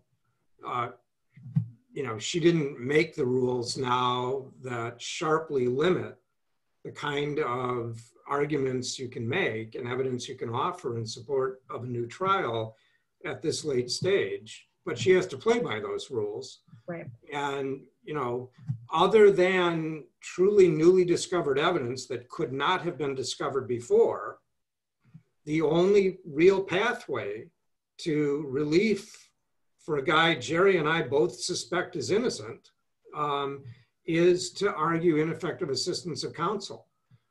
And so she would be not doing her job if she wasn't scouring every decision Jerry and I made, every question we asked or failed to ask. She's doing exactly what she should be doing. Now, whether any of that ends up amounting to ineffective assistance of counsel, she doesn't decide, and happily, rightly, Jerry and I don't decide, obviously. Judges will make that decision in the end, but she's doing what a zealous advocate would do and must do on behalf of Stephen Avery. So it sounds like no hard feelings, at least for now. No, and let me just add one. There is sort of a third pillar of relief that's sort of a subspecies of newly discovered evidence, and that is Brady violations. And Kathleen Zellner has uncovered violations of the Brady rule, which is that the prosecution is constitutionally required to turn over to the defense any potentially exculpatory evidence. And she's found a number of instances where that was not done. And so those are also pending in front of the Court of Appeals right now, and we'll have to see. As a sort of subset, as Jerry says, of newly discovered evidence, because it was hidden from the defense, right. So you're just discovering it now through no fault of your own. Well, so, with both of these cases happening back, at least trial-wise, 2007 and, between 2005, 2007, the occurrence, but, how do you think the environment for law enforcement, affected the case back then versus now? We kind of have technology and knowledge about more police brutality or excessive force. How do you think that compares to the way law enforcement was treated back then? Well, arguably this has been the biggest implement of criminal justice reform since 2007. These did not exist at the time of Stephen Avery's trial. We were still using flip phones. And, the ability of citizens now to document violent interactions between the police and other citizens has made false denial by the police or cover-ups by the police or sanitized police reports very difficult ruses to maintain over the long run. So I think there's no question that there's a skepticism about police in general, that that's present today and wasn't as prevalent in 2007. That said, that the level of skepticism, where the needle is on the scale, depends a great deal geographically on where you are. Are you in a large city, with enormous racial and ethnic diversity? Are you in a place where the police department has a long reputation of excessive force or misconduct of some kind, or not? And let's not kid ourselves. There are many rural areas of the country in which confidence in policing remains very, very high, even today. And those, I think, tend to be more homogeneous and more rural or suburban areas of the country, if we're going to generalize. But I would say overall that the smartphone and then, some incidents that smartphone video has brought to light have changed the dynamic of how Americans trust policing or don't. And I think this is kind of a good segue into the criminal justice reform conversation, because I know you've both flown around the country, and it sounds like even, in other countries as well, talking about a conversation on justice and kind of when this docuseries came out. And, so I wanted to jump into some of the issues in our criminal justice system that, that you wanted to touch on, as far as some of the issues we have and maybe things that we can do, even people in this room can do to help change some of those. So Jerry, I don't know if you had any, create the thoughts you wanted to talk about first, or I can ask, just a couple topical questions. Well, sure. I mean, one of the reasons that Dean and I went on this sort of speaking tour was we noticed pretty soon after Making a Murderer came out that the level of conversation started to deteriorate. What was, the media was focusing on was, what internet heartthrobs, that's the actual term they used about, Dean and Jerry, and rather than the serious issues in the case. And there was less and less discussion about that. And, we just started talking one day and said, it would be great if we could have like a forum. We could invite the public for maybe 90 minutes to talk about the issues, the many, many issues. I mean, there are law schools that teach entire semesters on Making a Murderer because of all the different issues that are raised in that. And so we did, and we booked a place in Milwaukee. And then as soon as that was publicized, we started getting calls from New York, Philadelphia, Boston, all these other places that wanted to do it too. And so we realized that there was a chance for us to keep the conversation going about things that you talk to any prosecutor, any criminal defense attorney, any judge who's worked in the system for a long time, the things you see in Making a Murderer, by and large, we've all known about. The system is broken. It has been broken for decades. It's becoming more broken, not less. And the general public doesn't know it. And so it was, to us, a great opportunity to now focus, people on, is this the kind of criminal justice system you really want as citizens, as taxpayers? And, it turned out to be, have an appeal all over the world, Europe, Australia, because no matter what the judicial system, there's always flaws and there are miscarriages of justice. So that was a big opportunity for us that I'm really glad we had a chance to do. One of the things that also gave us the opportunity to do was to compare and contrast the different systems that different countries use. And one of the things that's always disturbed me about Americans is that we think we do everything the best. We are the best at everything. And so we tend to reject ideas that come from abroad. And in fact, some countries do criminal justice, parts of criminal justice better than we do. We do things better than a lot of places too. And it would be nice if we could combine some of these things So for instance, I'll just talk about the appeals process briefly. Yeah. Dean talked about how on what kind of limited remedies you have on appeal after the direct appeal is done. Years later, if you lose that direct appeal, you're screwed. That's why we've had people spending decades in prison wrongly convicted. It's just very difficult to get them reversed. And if you don't meet those legal standards, and they are such artificial obstacles that are thrown in your face that make it difficult to get justice, you're screwed in America. The UK has, and some other places have instituted something called miscarriage of justice commissions. And they have problems trying to get cases back into court as well under their judicial system. But these commissions can take cases that don't otherwise fit the legal standards. They look at them, they research them, and then they recommend, if they think that there's a valid claim, that the case be reheard in the justice system, even if it doesn't meet the legal standard. So, you know, we could learn a lot from some of these other countries. That's just one example.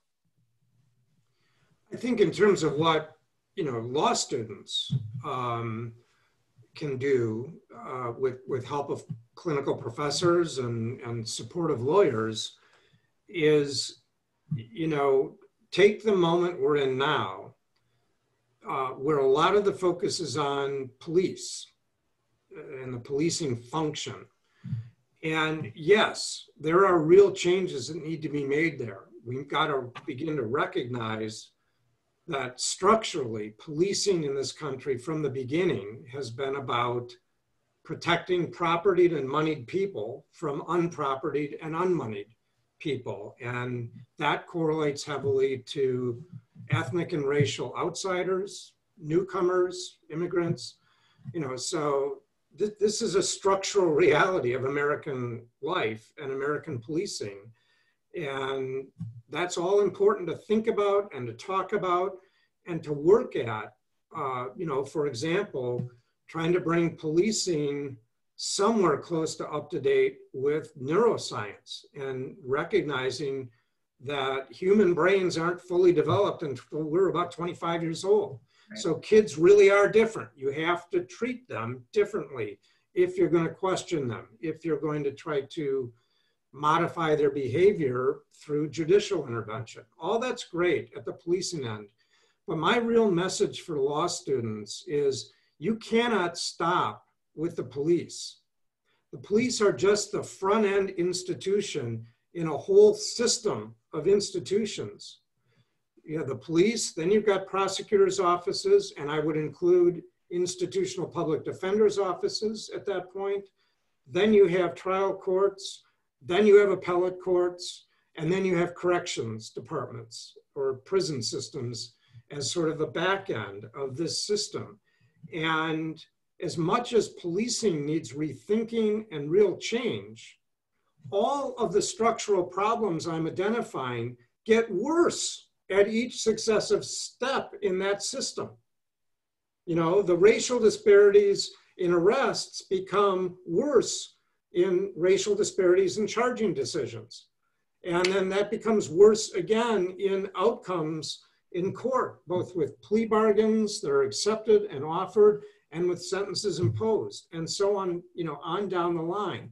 So this is a systemic problem, and we may be motivated now to be talking about and acting as to the police, and that's great if it's a catalyst for thinking about the entire system and all of the institutions that line up and play a role in this, you know, what inevitably gets called process. You know, we process people, we process cases as if it literally were manufacturing, a manufacturing system. And that's what I'd like, you know, to see law students think about. Because most of us aren't headed to police departments. Most of us are going to work in, you know, the institutions that come after the police institutions. And so that, you know, that's, I guess, a large part of what I hope, you know, law students and experiential programs will consider and take up, and are, to be fair. But, you know, Jerry talks about a broken system.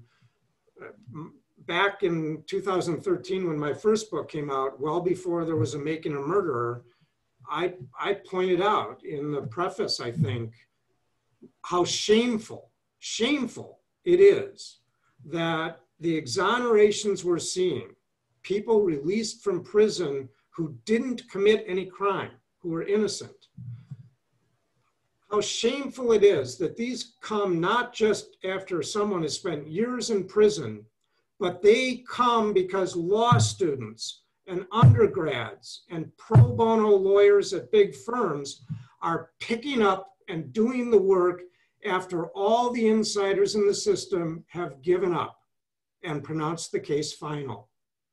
That's shameful in this country. And, you know, it shouldn't justice in the end shouldn't depend on scarce volunteers who haven't even graduated law school yet and may not have graduated from undergrad programs yet, sort of happening to pick up a case and do the work necessary to correct an injustice. I'm glad for Innocence Projects. I'm glad for clinics that are focusing on this. Thank God for them. But the fact that this kind of work is left to volunteers and students and pro bono civil lawyers is a disgrace. And go ahead. Let me add one other big area of reform that's very dear to both Dean and I, and that is forensic science. Or the lack of real science in forensic evidence that is used in America's courtrooms. You know, junk science.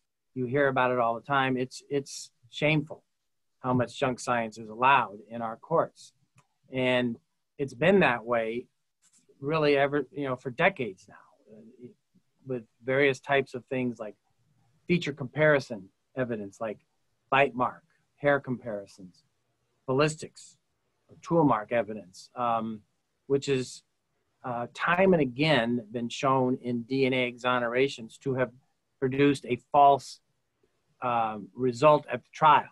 Testimony later proven to have been wrong. And it troubled us enough that Dean and I and Professor Keith Finley at the University of Wisconsin Law School in Madison decided to start a nonprofit a few years ago called the Center for Integrity in Forensic Science, CIFS. The website, if you want to find out more about it, is CIFS Justice, CIFSjustice.org. And it's the only nonprofit focused solely on trying to improve the reliability of forensic evidence, scientific evidence that's used in the courtrooms. And for law students, you know, you have a whole semester probably of, or maybe a lot more, of evidence rules. You know, you study evidence, the rules of evidence, or what can and can't be used, and hearsay and all this other stuff, but very little about forensic evidence, which more and more, you know, lawyers will find as you graduate from law school and move into the practice, you find it in every case. And, you know, a lot of Americans, particularly on jurors and also judges, are largely scientifically illiterate and don't really understand the science that's being presented to them. And the judges don't act as gatekeepers to keep it out. And so jurors see, you know, it's the white coat effect. Somebody comes in and, you know, appears to be an expert, and so they just rely on them. When we now know that that's not always the case. So, so that's a big area of reform. We talk about it on our website, some of the reasons why that happened, and partly that's because most crime labs are not independent. They are organized and or funded by law enforcement. And you know, just imagine if you're getting your performance evaluation every year, and it's being done by people who are on the prosecution or law enforcement side. If you know, there's a subtle and not so subtle bias against real science in those kinds of circumstances. So there are a few examples where crime labs have separated and are completely independent, the Houston Forensic Science Center being one. And one of the goals of SIFS is to really try and spread that nationwide so that we have more and more independence with our crime labs. And I think just to just touch back onto what Dean said previously, because I know, Dean, there's a lot of emotion behind your voice of, you know, the process, right? The process we have from, you know, the police stage all the way through charging, all the way through sentencing and past, right? So I think, you know, an important part that I think you both mentioned before in your interviews is to kind of urge folks, especially law students who are knowledgeable about these areas, to vote, right? Because a lot of the people in a lot of these positions are elected officials. So that's another way to get involved. Obviously, we're always saying vote, right? Vote, vote, vote. But that's one way in the criminal justice system that things can change. Read up on who these people are, what they represent. Do their ideals align with yours? And are they goal-oriented? You know, and have they produced have they achieved their goals in the past, right? So those are big things to look at. The other thing I wanted to mention too, because obviously I was previously a prosecutor and I know that the process isn't perfect either. But what I tried to do, and this is the hardest thing, there's probably prosecutors in the room who have probably a hard time with this too, is I always tried to look at the defendant as someone who's part of the community that I represent.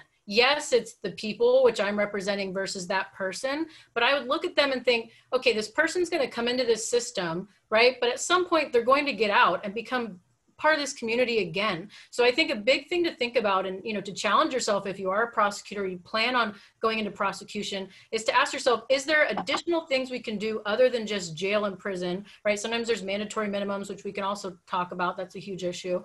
But is there other things you can do to help this person not, you know, accomplish recidivism and go back into the system again and again and again? And a lot of times, you know, I found it helpful that I went into the juvenile justice system for a little while as a prosecutor, because really your goal there is to rehabilitate, right? We don't want these juveniles coming back. At least that's the way I perceived it. And so, so it helped me going back into adult criminal world to say, you know, is there something else we can do as far as, you know, rehabilitation that could help this person, you know, to not be locked up, to not have in custody time. And a lot of times I felt like it was helpful. And I told Jerry and Dean this already. I've had a lot of trials where I've had defendants later on, I would see them around town, and they were pretty cordial with me, because I think they saw that, you know, I was trying to do the right thing. I wasn't always just picking apart everything negative that they did and spinning things. I would literally use facts, and I would also try to offer them something that I thought was fair. So, you know, I didn't have a whole lot of issues with a lot of the defendants I had, and even the defense attorneys. And and a lot of my students know this, I have more defense attorney friends than I do prosecutor friends. So, you know, that kind of shows something there. But anyway, so there's a lot of ways that you can, you know, get involved in criminal justice reform. It can come from within. It can come with your voting. It can come with educating yourself. Thank you, Heather, for putting that link in the chat. You know, and there's just a lot of different ways, reading up on these things. And I know our professors at GGU are also starting some new classes on race and justice reform. So there's a lot of things to do and get involved in. So I don't want to go too much further, because I want to allow time for questions from the audience, but I do want to raffle off these awesome books. You heard both of these speakers talk about their books a little bit. And I wanted to kind of raffle these off. Did either of you want to talk more about the books before I raffle them off? If you're looking for Making a Murderer stuff or current stuff, look to Jerry's book. I write legal history. So my stuff is you know, World War I, and that basic era, late progressive era, is my, you know, period of interest. So that's a very different audience. Jerry's book is personal and wonderful and explores today, you know, the problems he sees as a practicing lawyer today. So there's plenty for people who are interested in making a murder, but there's also plenty more through anecdotes about other cases Jerry's had. And the book finishes, Jerry's book finishes with a series of proposed reforms that, you know, are there on paper and could be implemented if thinking people got, you know, to the polls and, you know, supported office holders who would take up some of those ideas. And so just to repeat, so Jerry's book is called Illusion of Justice here. And then we have both of Dean's books. They're quite long titles. If you can see it here. That's the first one, Worse Than the Devil. Yep. Yeah. Okay, and then here's the other one, Keep the Wretches in Order. Okay, so, and just so that you guys all know, Jerry, both excellent reads, by the way. Really, Dean is an excellent writer, and you know, he takes these cases that most people don't know very much about. They've kind of been lost, at least to most Americans, and he ties them together. You can really see the parallels between what was going on in America in the teens and the 20s of the 1900s versus what's happening today, and it's remarkable. and then just to touch on Jerry's books, since we're all doing shout outs for each other, to touch on Jerry's book, I actually asked him, is there crazier cases you've had than the Stephen Avery case? And he said, yes, and you can read about it in his book. So if you think, wow, the Stephen Avery case was insane, there's more insanity out there, you know, things that are more complex. So, okay, so I have a random generator here. What I'd like to invite everybody to do is you can turn on your cameras now, and I'm gonna unhide everybody so I can see you all. And what I'm going to do is I have a random generator that's going to give me a number between 1 and 50, because I think there's about 50 of us in here. And what it'll do is it'll give me a random number, and then I will let you all know. I'm going to count out starting on the top left of my boxes of people's cameras, and you know, whatever number that is that I land on that's in coordination with this random number generator, that's who's going to get one of these books here. So let me just press this random generator here. Well, 0, that doesn't work. Let's try one more time here. Okay, 36. So let me count 36 here. Okay, 1, 2, 3, 4, 5, 6, 7, 8, 9, 10, 11, 12, 13, 14, 15, 16, 17, 18, 19, 20, 21. Go to the next page. 22, 23, 24, 25, 26, 27, 28, 29, 30, 31, 32, 33, 34. Let me just make sure I know which number I'm counting to. 36, right? Okay, 34, 35, 36. Okay, it's number 36 is Amy V. So Amy V, are you there? Hopefully she's still there.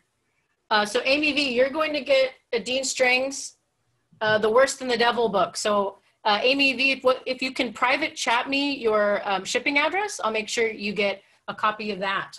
Okay, the next one, Dean's other book, Keep the Wretches in Order. I'm going to do this one more time on this random generator here to make it fair. Okay, the number it gave me this time is 40. So we know that Amy was 36. So 37, 38, 39, 40. Okay, Professor Babcock, you're number 40. You've got the Keep the Wretches in Order book. I see some round of applause there. So, so make sure you send me a private chat on what your best shipping address is. Okay, the last book, and again, this Illusion of Justice book by Jerry Buting, it's signed. So you're gonna get a signed copy by him, not, you know, so it's a very special edition. So let me do this random generator. This one's last but not least here. Okay, 12, it's a lower number. So let's see who's on my first page here. What if Jerry's number 12? Luckily, you guys are at the top with me, so I kind of skipped you over. I started lower, but Esra, is it Koskin? I can't see the rest of your last name.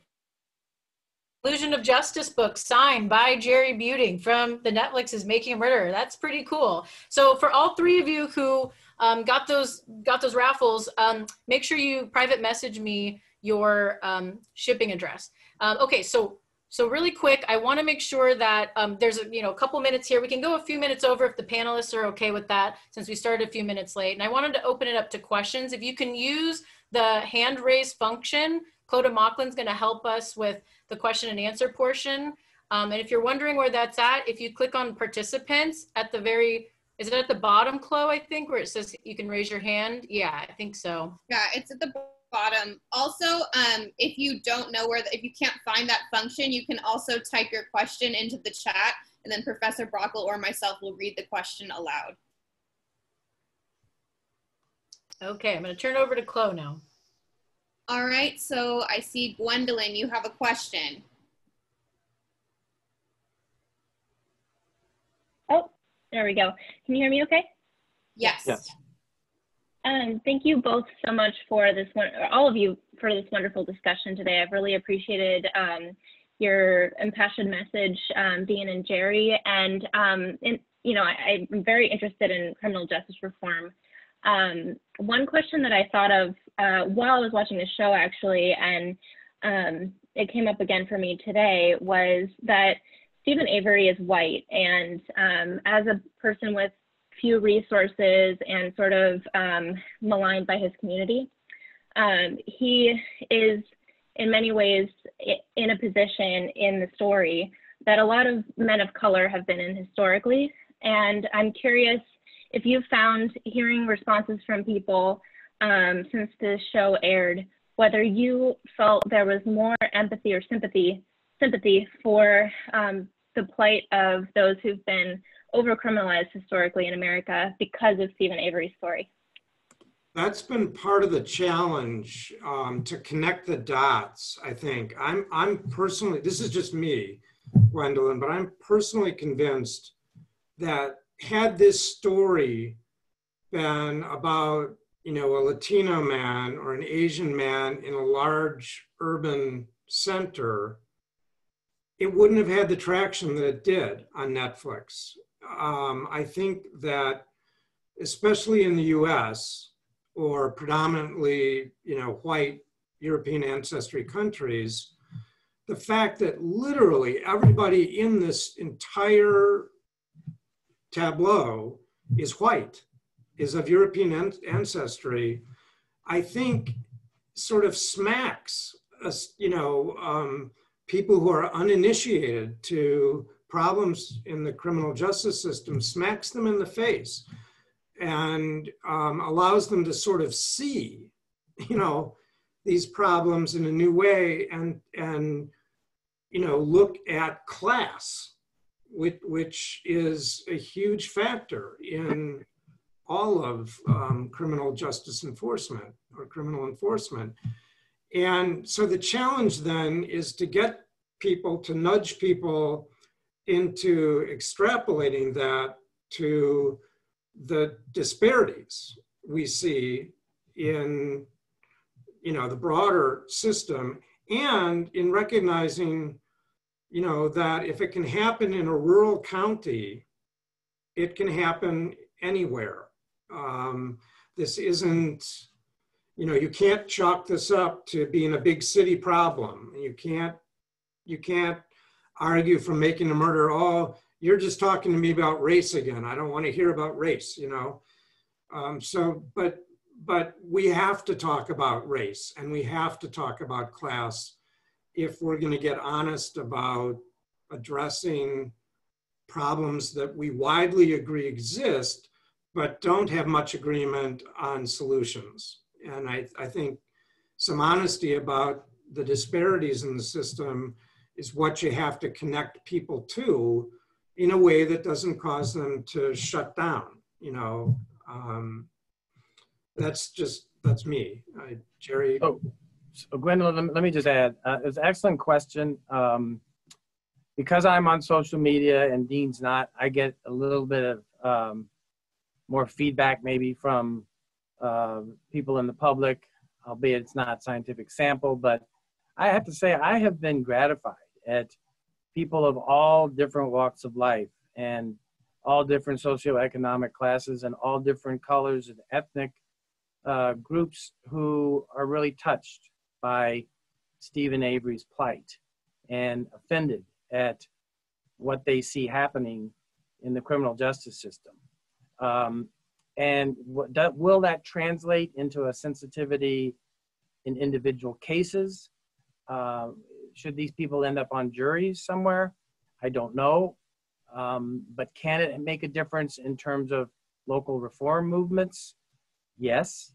I often, people ask me when we were on tour, if Stephen Avery was Black, would this have been as popular? And I say, frankly, no. I don't really think it would have been, just for the same reasons that Dean mentioned. But I must say that the whole movement since the George Floyd murder that has swept the country and you look at all these people that are marching and protesting, and they're not just people of color, they're people of all the different walks of life, white, Latino, Black, whatever. And so I am hopeful that Making a Murder is adding to that equation of people, particularly younger people, I think, who are really looking for a little more fairness in their justice system and recognizing that it has not been fair for too long against poor people and people of color or immigrant status.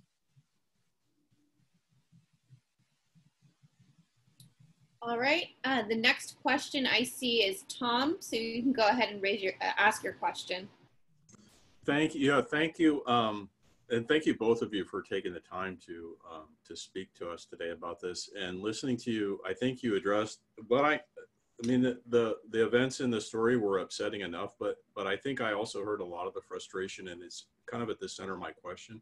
While I was listening to you, I wrote about a half-a-page question. There's no way I can ask all that right now.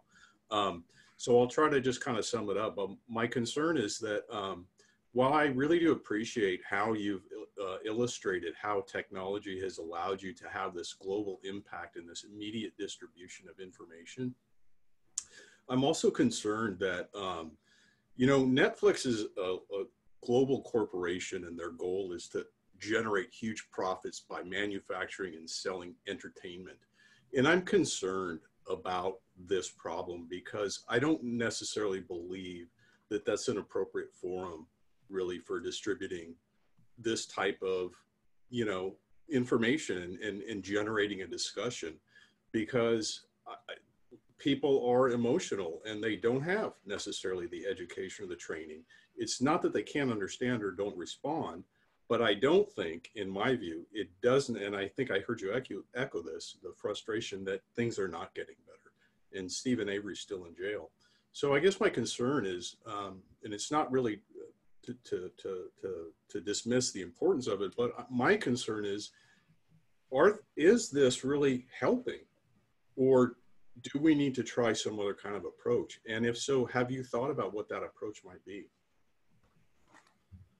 Well, Jerry, do you want me to start with that? Or? Yeah, you can start. Go ahead. Tom, I share a lot of your concerns, and I would frame my own concern about it this way.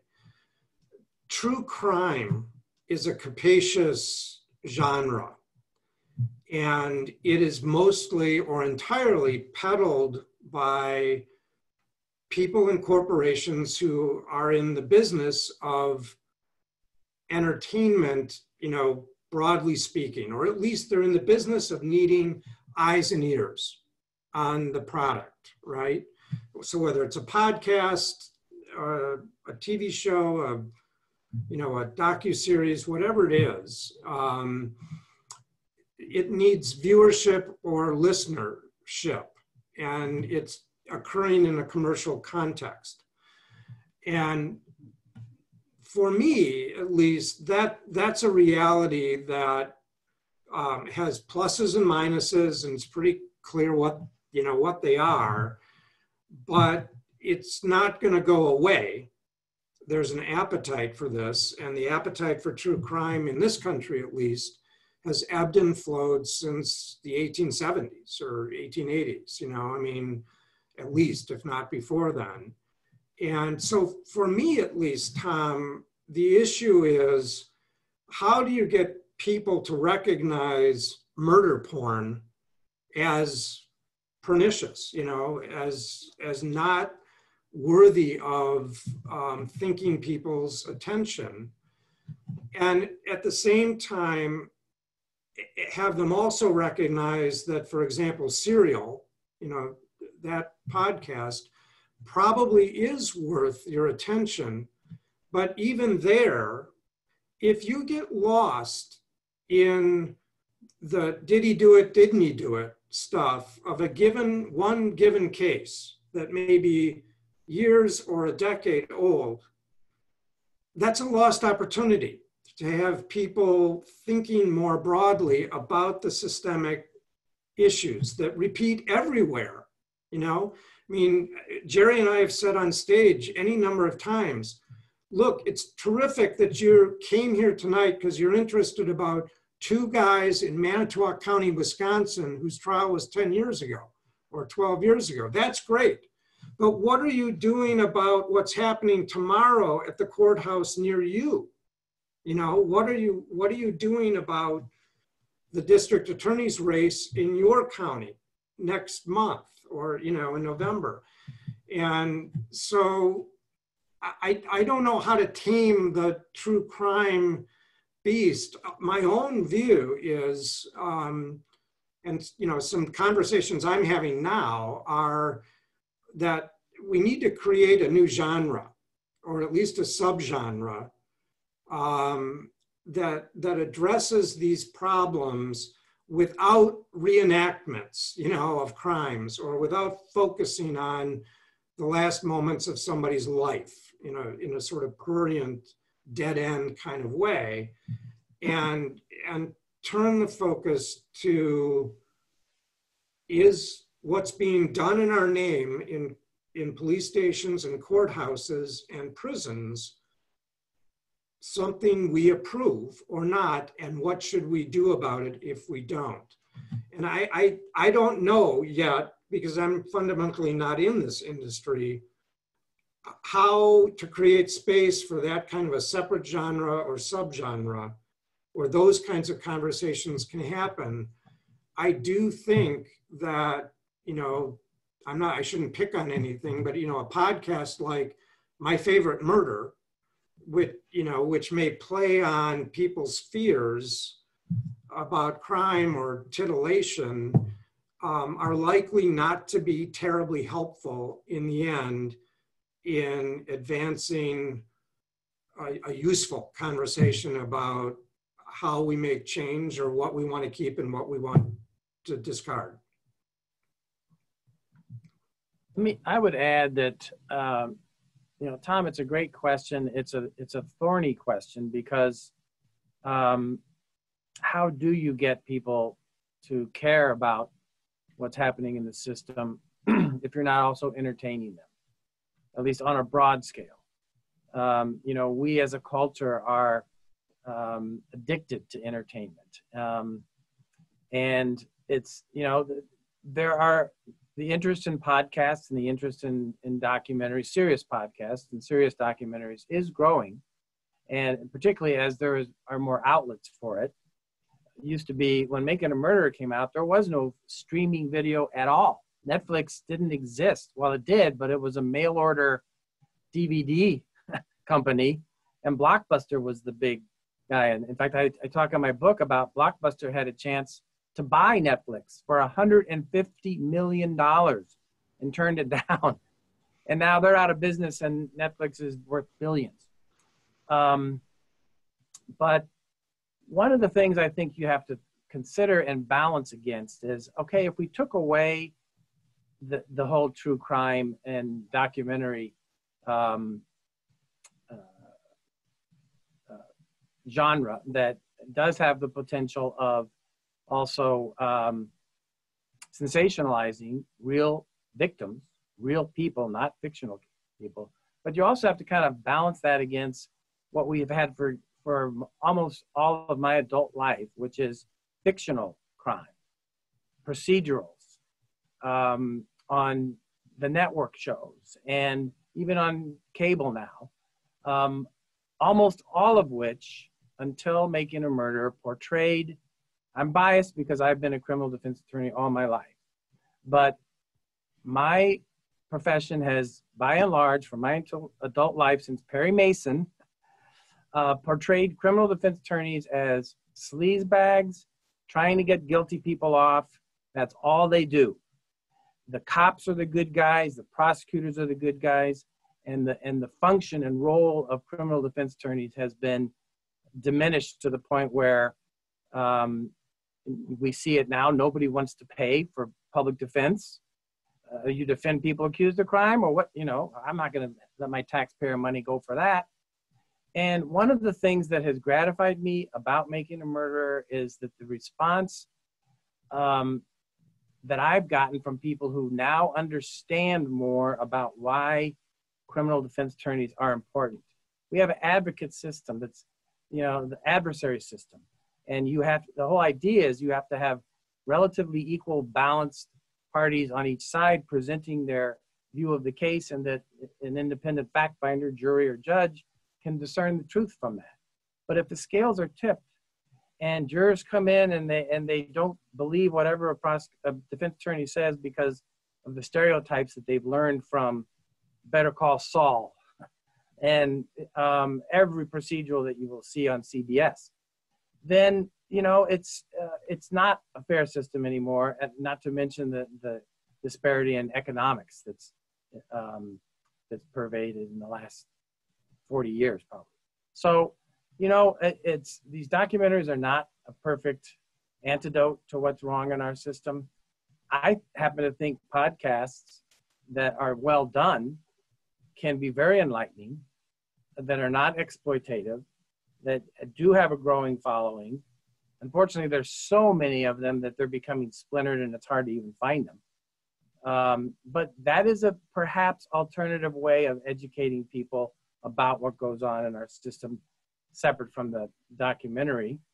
You know, documentarians, of course, have a point of view.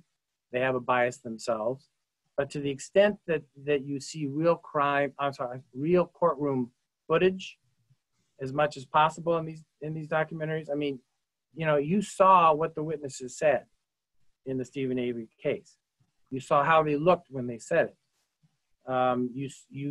You know, it wasn't filtered in that regard. So there were 3.5 hours of actual courtroom footage in those 10 hours of Making a Murderer. So I think that can be educational if done well. And it's just, we have to try and lean away a little bit from the entertainment side to the educational side and find some reasonable balance. All right, next we have a question from Samantha.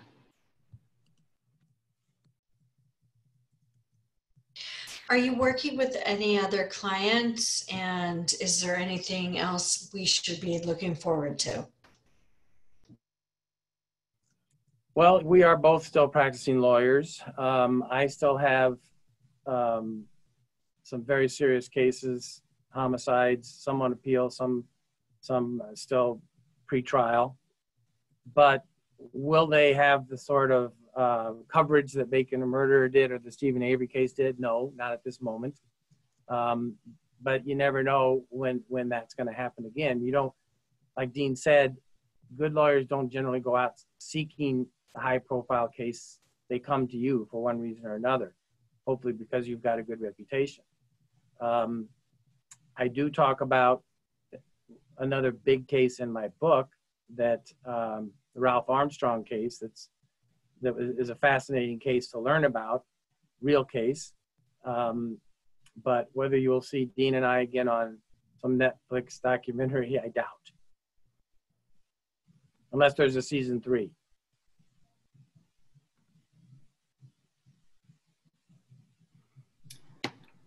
All right, I see we have a question from Kate. Hi, first, thank you for speaking to us. It was really wonderful and educational. I wanted to circle back to Tom's question about true crime. Do you think that your perspectives as white males impacts your opinion on true crime? I ask this because most of the people I know who are interested in true crime are women, often white women, but women who are trying to make sense of a world that is very dangerous to them. And I'm wondering if, and as a white woman, like I obviously don't know a perspective outside of my own, but I'm wondering if you've taken that into consideration. Yes, and in saying that, you know, I think my lived experience affects the way I look at the world, just like yours does and everybody else's does. So, you know, I think the best I can do is recognize that, and recognize that others have very different lived experiences. It's hard, you know, to project what that might be, and I would feel out of place doing that. I will say there's a whole literature out there about why women are so heavily the audience for true crime. And a lot of it touches on exactly what you said. You know, the theory is that, you know, this may help women to make sense of a world that can be very threatening. Sarah Marshall, who's a podcaster with a large following, is someone who talks very intelligently about this and about just about everything she has to talk about. But there's literature on this beyond that. So the answer, I mean, the short answer is yes, Kate. But I can't carry it much farther than that, other than to say that, you know, I'm, as I said to Tom, I'm at some level baffled and in some ways worried about the true crime genre.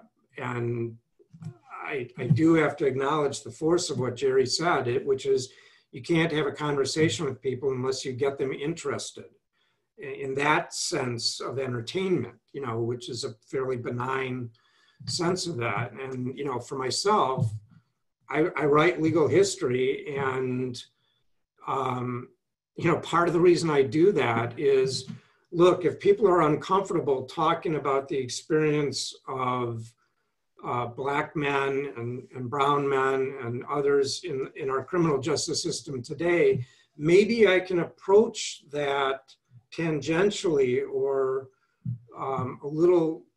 in a little less threatening way by talking about what did we do to Italians in 1917 in American, you know, criminal courtrooms? What was their experience? What was the experience of labor radicals or people who opposed World War I? And let the reader draw the line, you know, to present experience. And that's a fine idea, but, you know, 11 people have ever read my books. They're published by an academic press. You know, Jerry sold more copies of his book in the first week than I've probably sold of both of mine in years, you know. So it is, you've got to engage people, find them where they are, and then work from there, I think. And that, you know, circles back to your point about the true crime genre, Kate.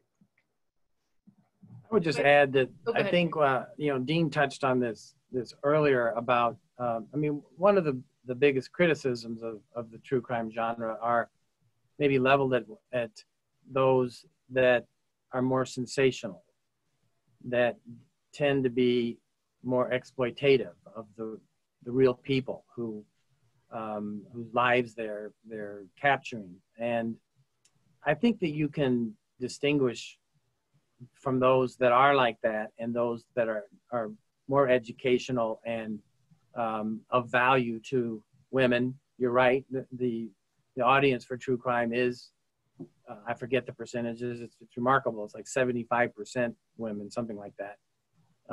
And for a lot of the reasons you discussed.